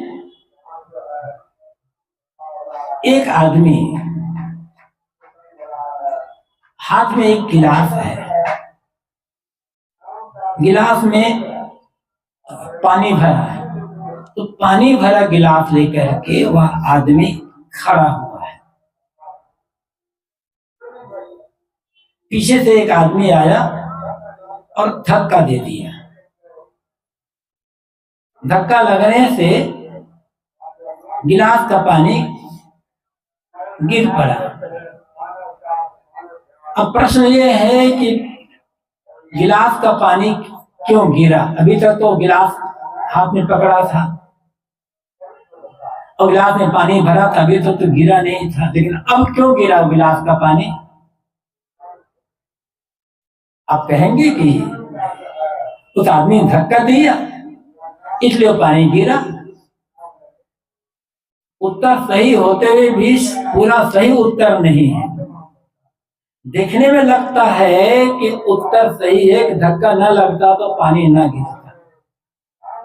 सही उत्तर यह है कि पानी इसलिए गिरा कि क्योंकि गिलास में पानी भरा था। यदि गिलास खाली होता तो क्या गिरता? किसी आदमी के हाथ में एक गिलास है, गिलास खाली कुछ नहीं है, दूसरा आदमी धक्का दे दिया तो अब क्या गिरेगा उससे? कुछ नहीं गिरेगा। इसी प्रकार किसी ने, मान लो हम खड़े हैं, कोई आकर हमें गाली देने लगा, तो गाली देना एक धक्का है। गाली सुनकर हमें क्रोध आ गया, क्योंकि क्रोध हमारे भीतर भरा था। यदि भीतर में क्रोध ना होता तो किसी गाली सुन करके क्रोध निकलता कैसे? कुछ भी कह लें, यदि हमारे भीतर में क्रोध नहीं है, हमारे भीतर में अज्ञान या नासमझी नहीं है, तो हजारों आदमी मिलकर के गाली देते रहे, हमारे भीतर क्रोध पैदा नहीं होगा। हमारे भीतर में क्रोध है, निकलने का रास्ता मिला गाली देने से या फिर निंदा बुराई करने से। तो कोई दूसरा व्यक्ति हमारे साथ बुरा व्यवहार कर सकता है, अच्छा भी व्यवहार कर सकता है, किंतु दूसरा व्यक्ति हमें न दुख दे सकता है न सुख दे सकता है। सुखी होना कहें या दुखी होना कहें, ये दोनों हमारे अपने हाथों में है।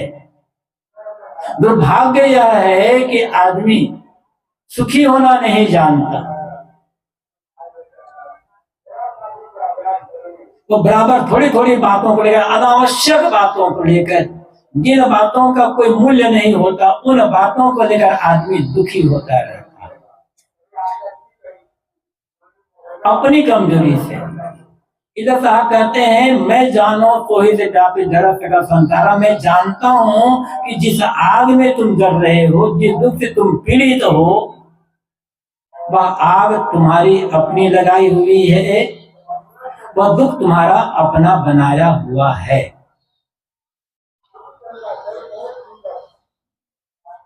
बाहर निमित्त हो सकते हैं और निमित्त को मिटाया नहीं जा सकता। उपादान हमारे भीतर रहता है। यदि उपादान नहीं है तो कितने भी निमित्त मिल जाए,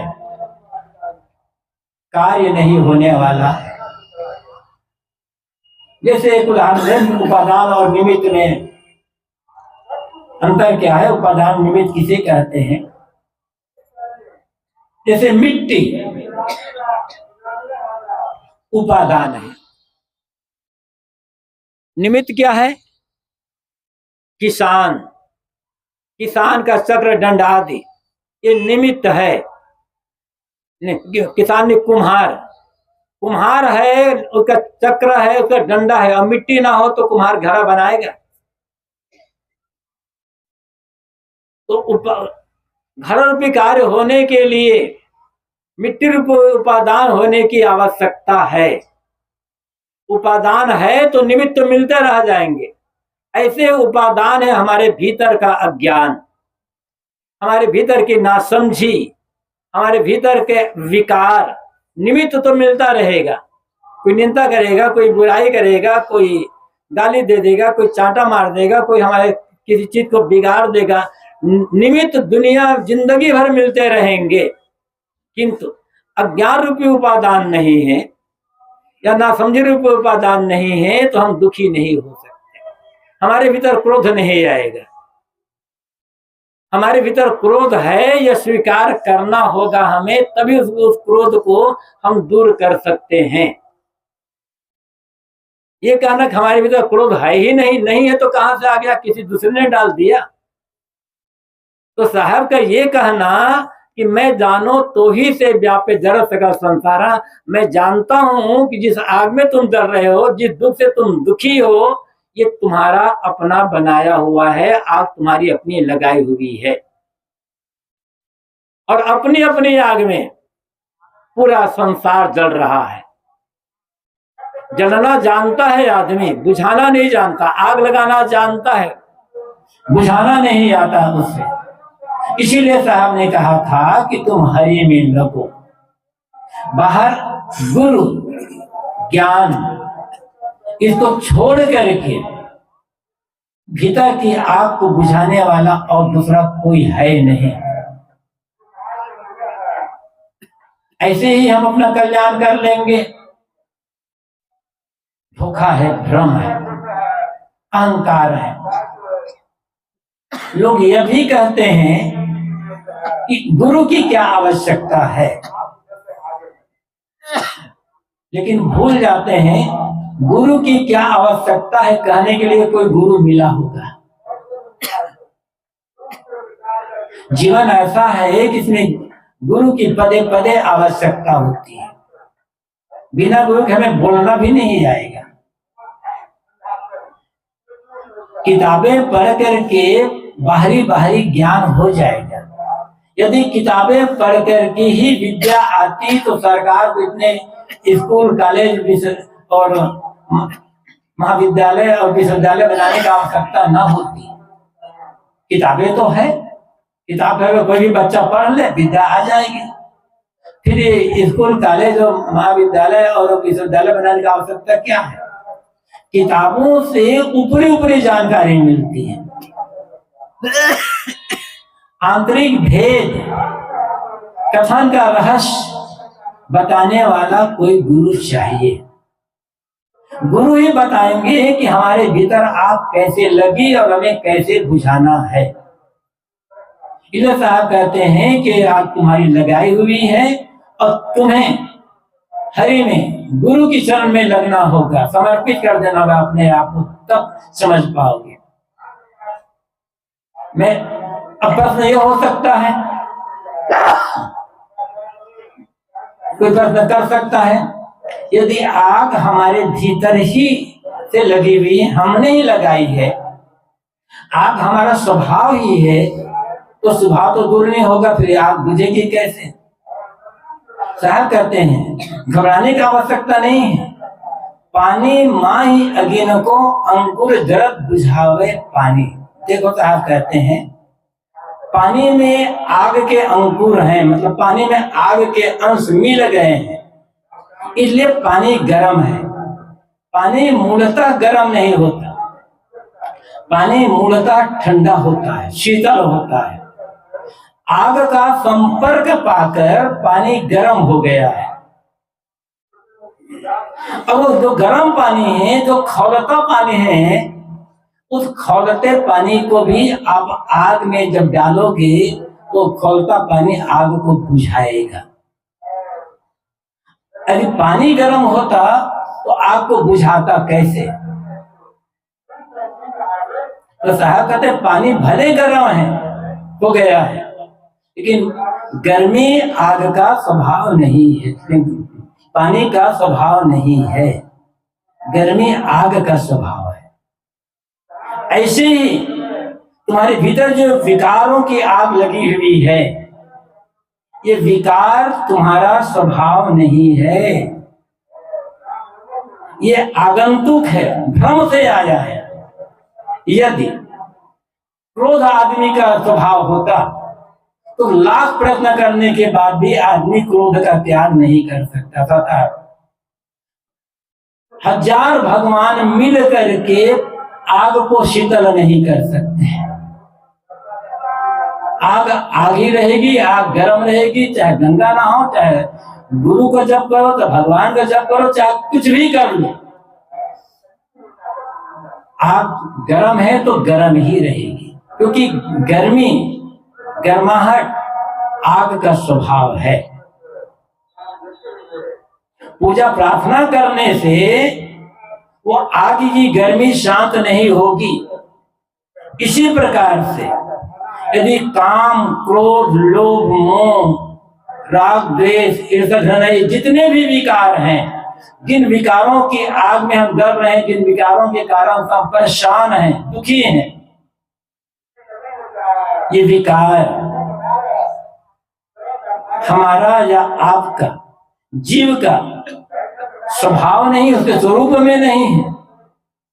शरीर संबंध से दुनिया के प्राणी पदार्थों को देख करके हमने ही ये विकार बनाया है, और हम ही इसे मिटा सकते हैं। संत गुरुजन केवल रास्ता बताएंगे। साहब कहते हैं घबराओ मत कि जो आग तुमने लगाई है, जिस विकार के आग में तुम जल रहे हो, ये तुम्हारा वास्तविक स्वरूप नहीं है, वास्तविक स्वभाव नहीं है। स्वभाव का होता है अपना भाव इसे मिटाया नहीं है, स्वभाव। एक तो झूठ बोलने का स्वभाव है, गाली देने का स्वभाव है, स्वभाव नहीं है, आदत है। आदत और स्वभाव में अंतर होता है। आदत को मिटाया जा सकता है, स्वभाव मिटाया नहीं जा सकता। ज्ञान जीव का स्वभाव है, इसे दूर नहीं किया जा सकता।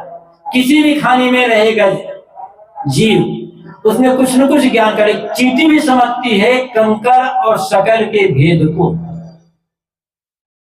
एक छोटा सा कीड़ा भी समझता है कि जा रहा है, हल्का सा तीन सामने रख दो, रुक जाएगा। फूंक मारो तो किताब में, पुस्तक में चिपक जाता वो कीड़ा, क्योंकि उसके पास ज्ञान है। तो वो स्वभाव है वो मिटेगा नहीं है। अब शरीर खाने से, जो खाने भेद से किसी प्राणी में जीव को उद्घाटन, ज्ञान को उद्घाटन बहुत थोड़ा हुआ है, किसी में ज्यादा, किसी में मनुष्य मात्र में सब अधिक हुआ है। तो जीव का स्वभाव ज्ञान है, ये काम क्रोध आदि नहीं है। ये तो आदत कर सकते हैं, विकार कर सकते हैं जो बाहर से आ जाता है। कहते हैं इसलिए तुम इन्हें मिटा सकते हो, इन्हें दूर कर सकते हो। किसी भी आदमी को हिम्मत हारने की आवश्यकता नहीं है, नर्वस होने की आवश्यकता नहीं है। हमारा जीवन कितना बिगड़ गया है, हम तो इतने बड़े बड़े गलत काम कर चुके हैं, पापों से हमारा जीवन भरा हुआ है, अब कैसे होगा? होगा। दाग कितना गहरा क्यों ना हो, धुलाई अच्छी है तो दाग मिटेगा। इसलिए कितना भी गलत कर्म हो चुका हो, बड़े से बड़े गलत कर्म, बड़े से बड़े दोष, दृढ़ संकल्प के साथ प्रयत्न करने से वो सारे के सारे दोषों का त्याग हो सकता है। उदाहरण प्रत्यक्ष है। अंगुलीमाल जैसा हत्यारा तथागत बुद्ध की संगत पाकर भिक्षु बन गया। रत्नाकर जैसा लुटेरा सप्तऋषियों की या नारद की संगति पाकर महर्षि आदि कवि वाल्मीकि बन गए। कहा जाता है राजा भर्तृहरि अपनी रानी पिंगला में अत्यंत आसक्त थे और राजपाल का काम छोड़कर रनिवास में पड़े रहते थे। ऐसा अपनी रानी में अत्यंत आसक्त भर्तृहरि महात्यागी हो गए, क्योंकि वो आसक्ति उसका स्वभाव नहीं थी। नहीं, हिंसा, लुटमार, रत्नाकर और अंगुलीमाल के स्वभाव नहीं थे, दोष थे, दुर्गुण थे, दुराचरण थे, आदत थे, इसलिए उनका त्याग हो गया। तो साहब कहते हैं जिस आग में तुम कर रहे हो, ये आग भले तुमने लगाई है, लेकिन तुम में शक्ति है, तुम में पूरा बल है, इसे तुम मिटा सकते हो। इसलिए किसी भी आदमी को हिम्मत हारने की आवश्यकता नहीं है कि हम अपना कल्याण कैसे कर सकते हैं। हर आदमी में कल्याण की पूरी क्षमता है। सच्ची समझ चाहिए, दृढ़ संकल्प चाहिए और समझ संकल्प के अनुसार से वैसे मेहनत, वैसे पुरुषार्थ चाहिए। बस दृढ़ता साथ लगने की आवश्यकता है। एक न जरे जरे नौ नारी युक्ति न का हो जाने। तो कबीर कहते हैं एक वासना नहीं जलती है, जले नौ नारी, नौ नारियों से ग्रथित एक काया, उखा प्रसनी वार्णी गंधारी हथिनी कुहू अलम्बुसा आदि 9 नारियां हैं। इन नारियां तो हर शरीर में 72,000 नारियां कही जाती है, लेकिन ये 9 नारियां प्रमुख मानी जाती है। तो यहाँ 9 नारी से तात्पर्य है 9 नारियों से ग्रथित एक काया। साहब कहते हैं तुम्हारा शरीर तो बार बार जल रहा है,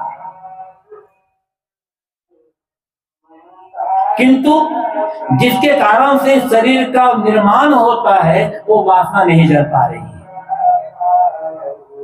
और वासना को जलाने की युक्ति कोई जानता नहीं है, मतलब बहुत थोड़े लोग जानते हैं।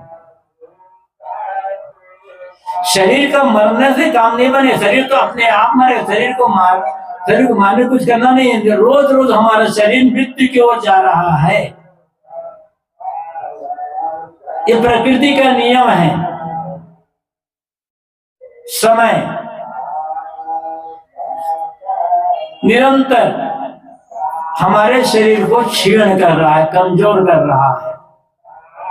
शरीर का कमजोर होना कोई दुखद घटना नहीं है, प्रकृति का नियम है। दुखद घटना है मन का कमजोर हो जाना, मन का दुर्बल निर्बल हो जाना। क्यों? क्योंकि वासना मन को क्षीण कर रही है, निर्बल कर रही है। और वासना कैसे मिटे, वासना का त्याग कैसे हो, यह युक्ति न जानने के कारण बार बार हम वासना के प्रवाह में बह जाते हैं। वासना का मतलब केवल काम वासना ही वासना नहीं, काम भोग ये जो काम क्रिया है एक काम वासना ही का वासना नहीं है, अनेक प्रकार की वासना होती है। गद्दी की वासना है, पूज्यता प्रतिष्ठा की वासना है, मान सम्मान की वासना है, स्वर्ग आदि पाने की वासना है। वासना तो वासना है, किसकी वासना से मतलब नहीं है, वासना मात्र भटकाने वाली है। तो शरीर को मरने से या शरीर का त्याग करने से काम नहीं बनेगा, काम बनेगा वासना को जलाने से। और सदगुरु कबीर कहते हैं युक्ति ने कहा हो जानी युक्ति कोई नहीं जाती। राजा साहब ने कहा है जियत जीव जनि मारहु मोय सभी पर चंदन बात ने मारहु तुझ कारण बन काटिया, जियत जीव जनि मारहु मोय सभी नहीं पा दिया। मनुष्य मात्र को सदगुरु कबीर चंदन कहते हैं। जैसे चंदन सुगंधित होता है, मलयगिरी चंदन के लिए कहा जाता है, उसकी सुगंध दूर दूर तक फैलती है। और मलयगिरी चंदन के पेड़ के पास रहने वाले ढाक पलाट के साधारण से भी सुगंधित से विद करके वो चंदन बन जाते हैं। सदगुरु कबीर कहते हैं तुम चंदन के समान हो। मनुष्य की तुलना सदगुरु कबीर चंदन से करते हैं, इतना मूल्यवान है। लेकिन हम अपने खुशबू निकालना तो दूर गए, हमारे जीवन से निकल रहे बराबर दुर्गंध निकल रही है। साहब कहते चंदन बात नहीं मार हो, ऐ मनुष्य, ऐ लोगों, तुम वासना का त्याग करो, उस कारण बाट काटी हमें तुम्हारे कल्याण के लिए, तुम्हारी भलाई के लिए मैंने खाने वाली डाल का जो जंगल से काट करके साफ कर दिया है। सदगुरु कबीर की वाणियों का यदि मनन पूर्वक अध्ययन किया जाए तो भूत प्रेत जादू टोना ग्रह लगन शकुन और शकुन दिशाशूल और ये तमाम देवी देवता आदि का भ्रम अपने आप दूर हो जाएगा। अब रह गई अंदर की वासना, ये अपने आप दूर नहीं होगी, अंदर के विकार अपने आप दूर नहीं होंगे। इसके लिए हमें प्रयत्न करना पड़ेगा, उस प्रयत्न को हम साधना कहते हैं। जियत जीव जने मार होंगे सभी नहीं पाते। साहब कहते हैं जीते जी शरीर को जलाओ मत। यदि शरीर के मरने से मुक्ति होती तो मृत्यु तो सबकी हो रही, सबकी मुक्ति हो गई होती। शरीर के मरने से मुक्ति नहीं होगी, शरीर में रहते रहते शरीर के मोह का त्याग किया जाए, शरीर की जो वासना है इस वासना का त्याग किया जाए तो मुक्ति होगी। और इसी शरीर में रह करके इस शरीर का आसक्ति का त्याग होगा। शरीर से बाहर रह करके शरीर का आसक्ति का त्याग नहीं हो सकता, फिर साधना कैसे करेंगे? संसार से बिल्कुल अलग हट करके संसार की आसक्ति का त्याग नहीं किया जा सकता। कहाँ जाएंगे आप? जहां जाएंगे वहां संसार है, सबसे बड़ा संसार तो हमारा शरीर ही है। इसी शरीर में रहना है, इसी संसार में रहना है, इन्हीं स्त्री पुरुष नारियों प्राणी पदार्थों के बीच रहना है। शरीर में रहना जो प्रारब्ध भोग है वो प्रारब्ध भोग को तो सहन करना ही होगा, किंतु प्रारब्ध भोग को सहन करते हुए सेवा और साधना के लिए भी इसका उपयोग करें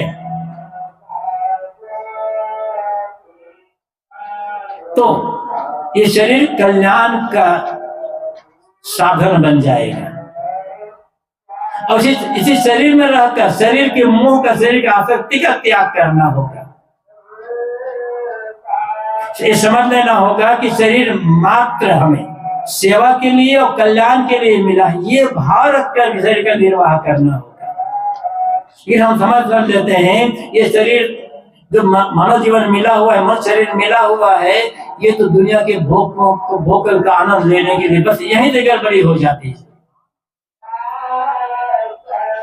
ये ठीक है कि दुनिया में सभी लोग आजीवन संयमी नहीं हो सकते हैं, इसलिए विवाह का विधान किया गया। लेकिन विवाह का तो मतलब ये नहीं होता है कि जिंदगी भर मोह माया में और मन की आसक्ति वासना में ही पड़ा रहता है, क्रमिक विकास के लिए इसका। तो बात यहाँ यह है, तो कबीर कहते हैं एक न जरे जरे न हमारी युक्ति न का हो जानी। एक वासना नहीं जलती, कर्मों के जो संस्कार हैं ये नहीं जलते हैं, बार बार शरीर जलता है। संस्कारों का नाश कैसे किया जाए या वासना का नाश कैसे किया जाए, युक्ति ज्ञात नहीं होने के कारण से आदमी नए नए संस्कार बनाते चला जाता है। हमारा जो मानव जीवन है, कहा जाता है ये भोग भूमिका है, कर्म भूमिका है, इसमें 3 स्थितियां है। ये मानव जीवन भोग भूमिका है, कर्म भूमिका है और मोक्ष भूमिका है। इसमें 3 भूमिकाएं हैं और तीनों भूमिकाओं का हमें समझना होगा। भोग भूमिका का मतलब जिन प्रारब्ध कर्मों के जोर से ये शरीर बना हुआ है उसका सुख दुख का जो भोग है, ये काम भोग आदि की बात यहाँ नहीं है। जिन कर्मों के फल भोगने के लिए ये जीवन मिला है उन कर्मों का फल भोगना पड़ेगा, बचा नहीं जा सकता। सुंदर मुनि और देवता 7 दीप 9 खंड, कहीं कबीर सब भोगिया दे धरे को दंड। दे धरे का दंड है सब काहू को होए। तो ये प्रारब्ध वो कर्मों का फल हमें भोगना ही पड़ेगा।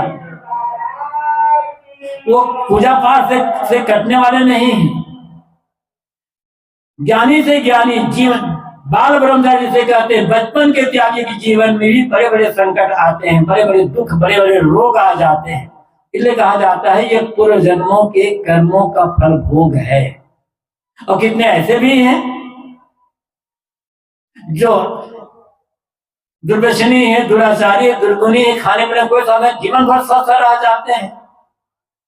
तो उनका प्रारब्ध कर्म ऐसे है कि उसे जीवन में स्वस्थ रहना है, बाहर से हित-पुष्ट रहना है। तो ये भोग भूमिका है, कर्मों का फल भोगने के लिए मिला हुआ है। इससे सुख दुख जो भोग आएगा इससे कोई बच नहीं सकता है। न ज्ञानी न अज्ञानी, न संसारी न सन्यासी, सबको अपने अपने कर्मों का फल भोगना ही पड़ेगा। दूसरे भूमिका है कर्म भूमिका।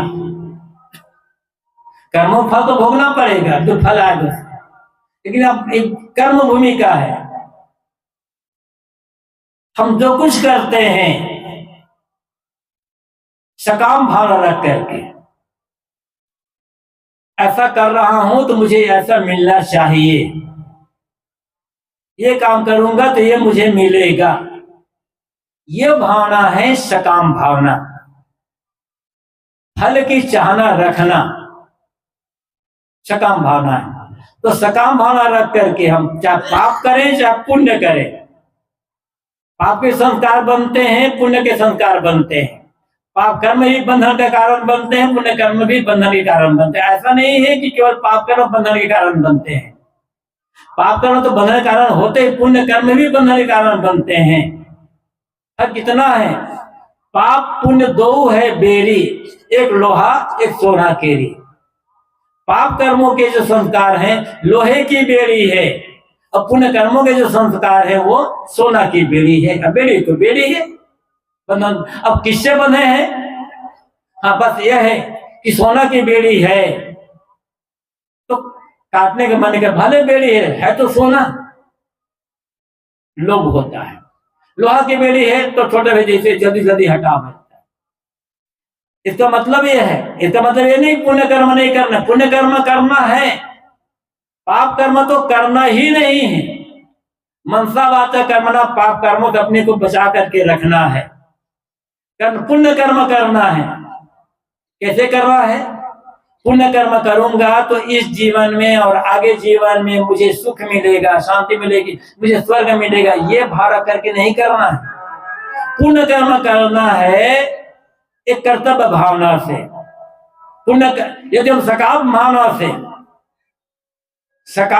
से पुण्य कर्म करते हैं तो बंधन का कारण बनेगा, तो निष्काम भाव से पुण्य कर्म करते हैं तो वो मुक्ति का कारण बनेगा।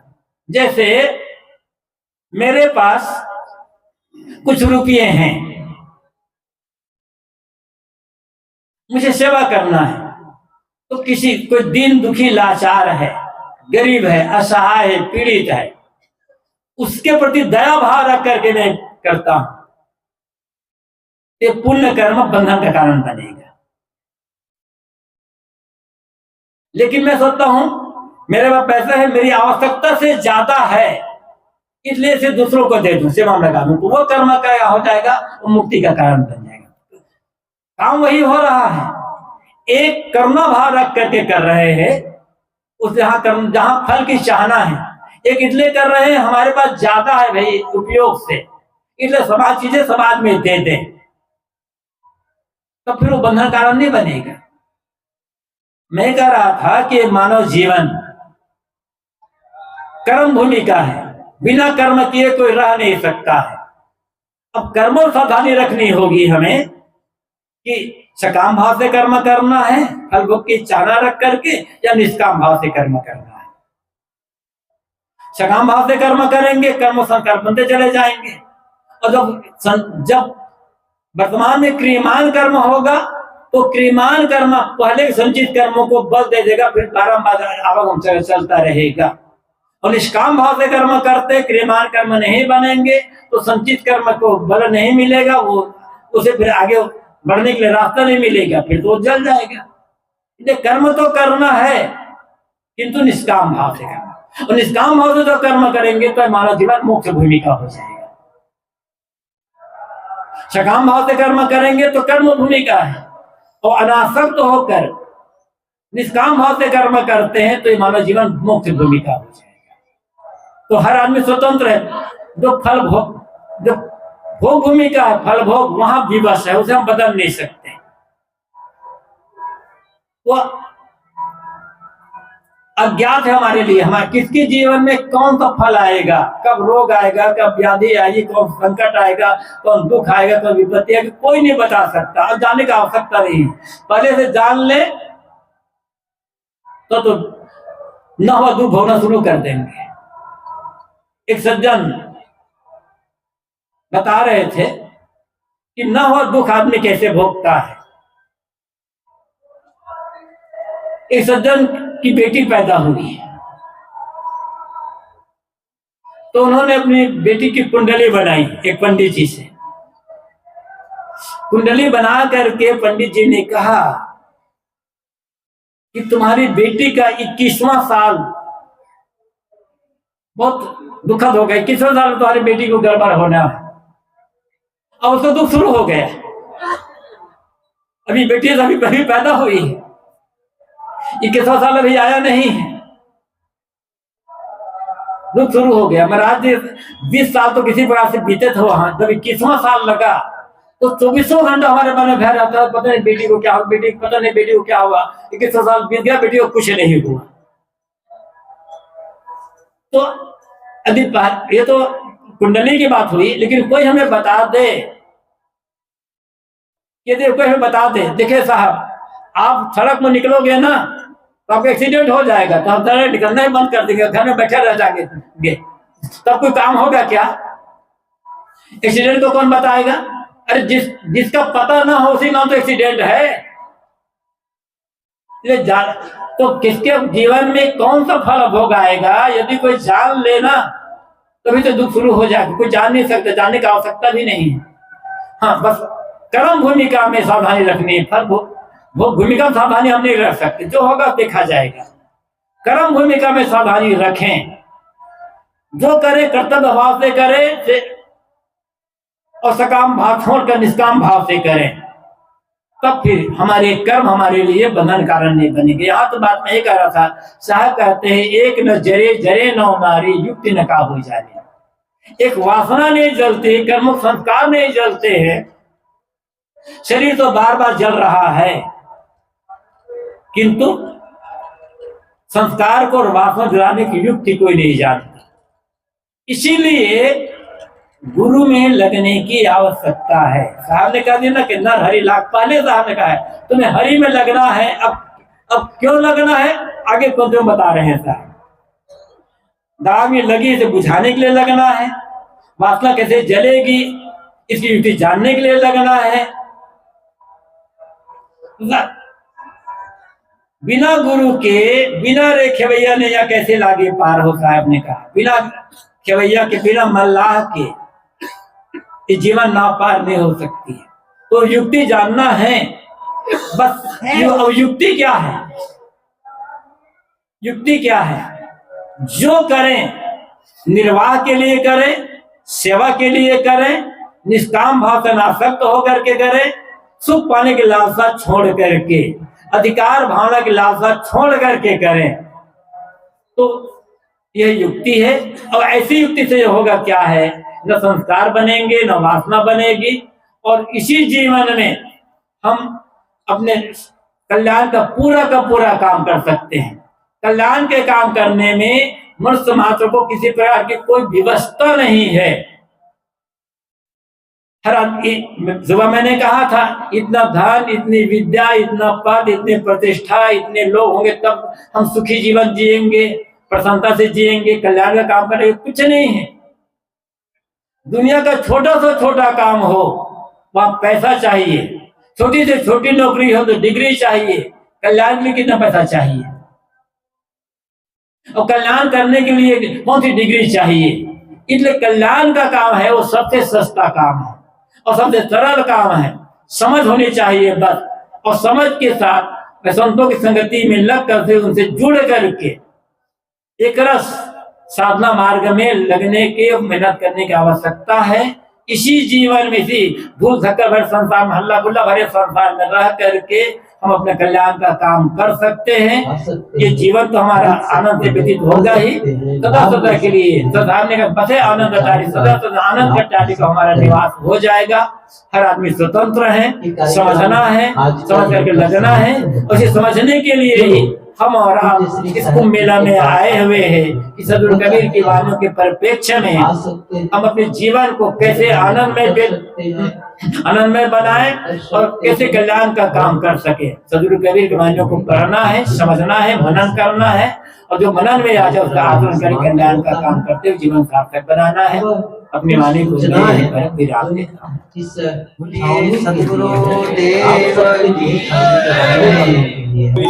साधो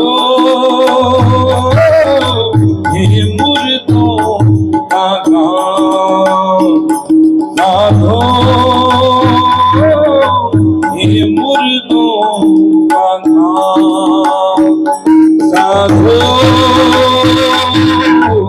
ये मुर्दों का गाँव, साधो ये मुर्दों का गाँव, ये मुर्दों का गाँव, साधो ये मुर्दों का गाँव, ये मुर्दों का गाँव, ये मुर्दों का गाँव। प्रेम से बोलिए सद्गुरु कबीर साहिब की जय।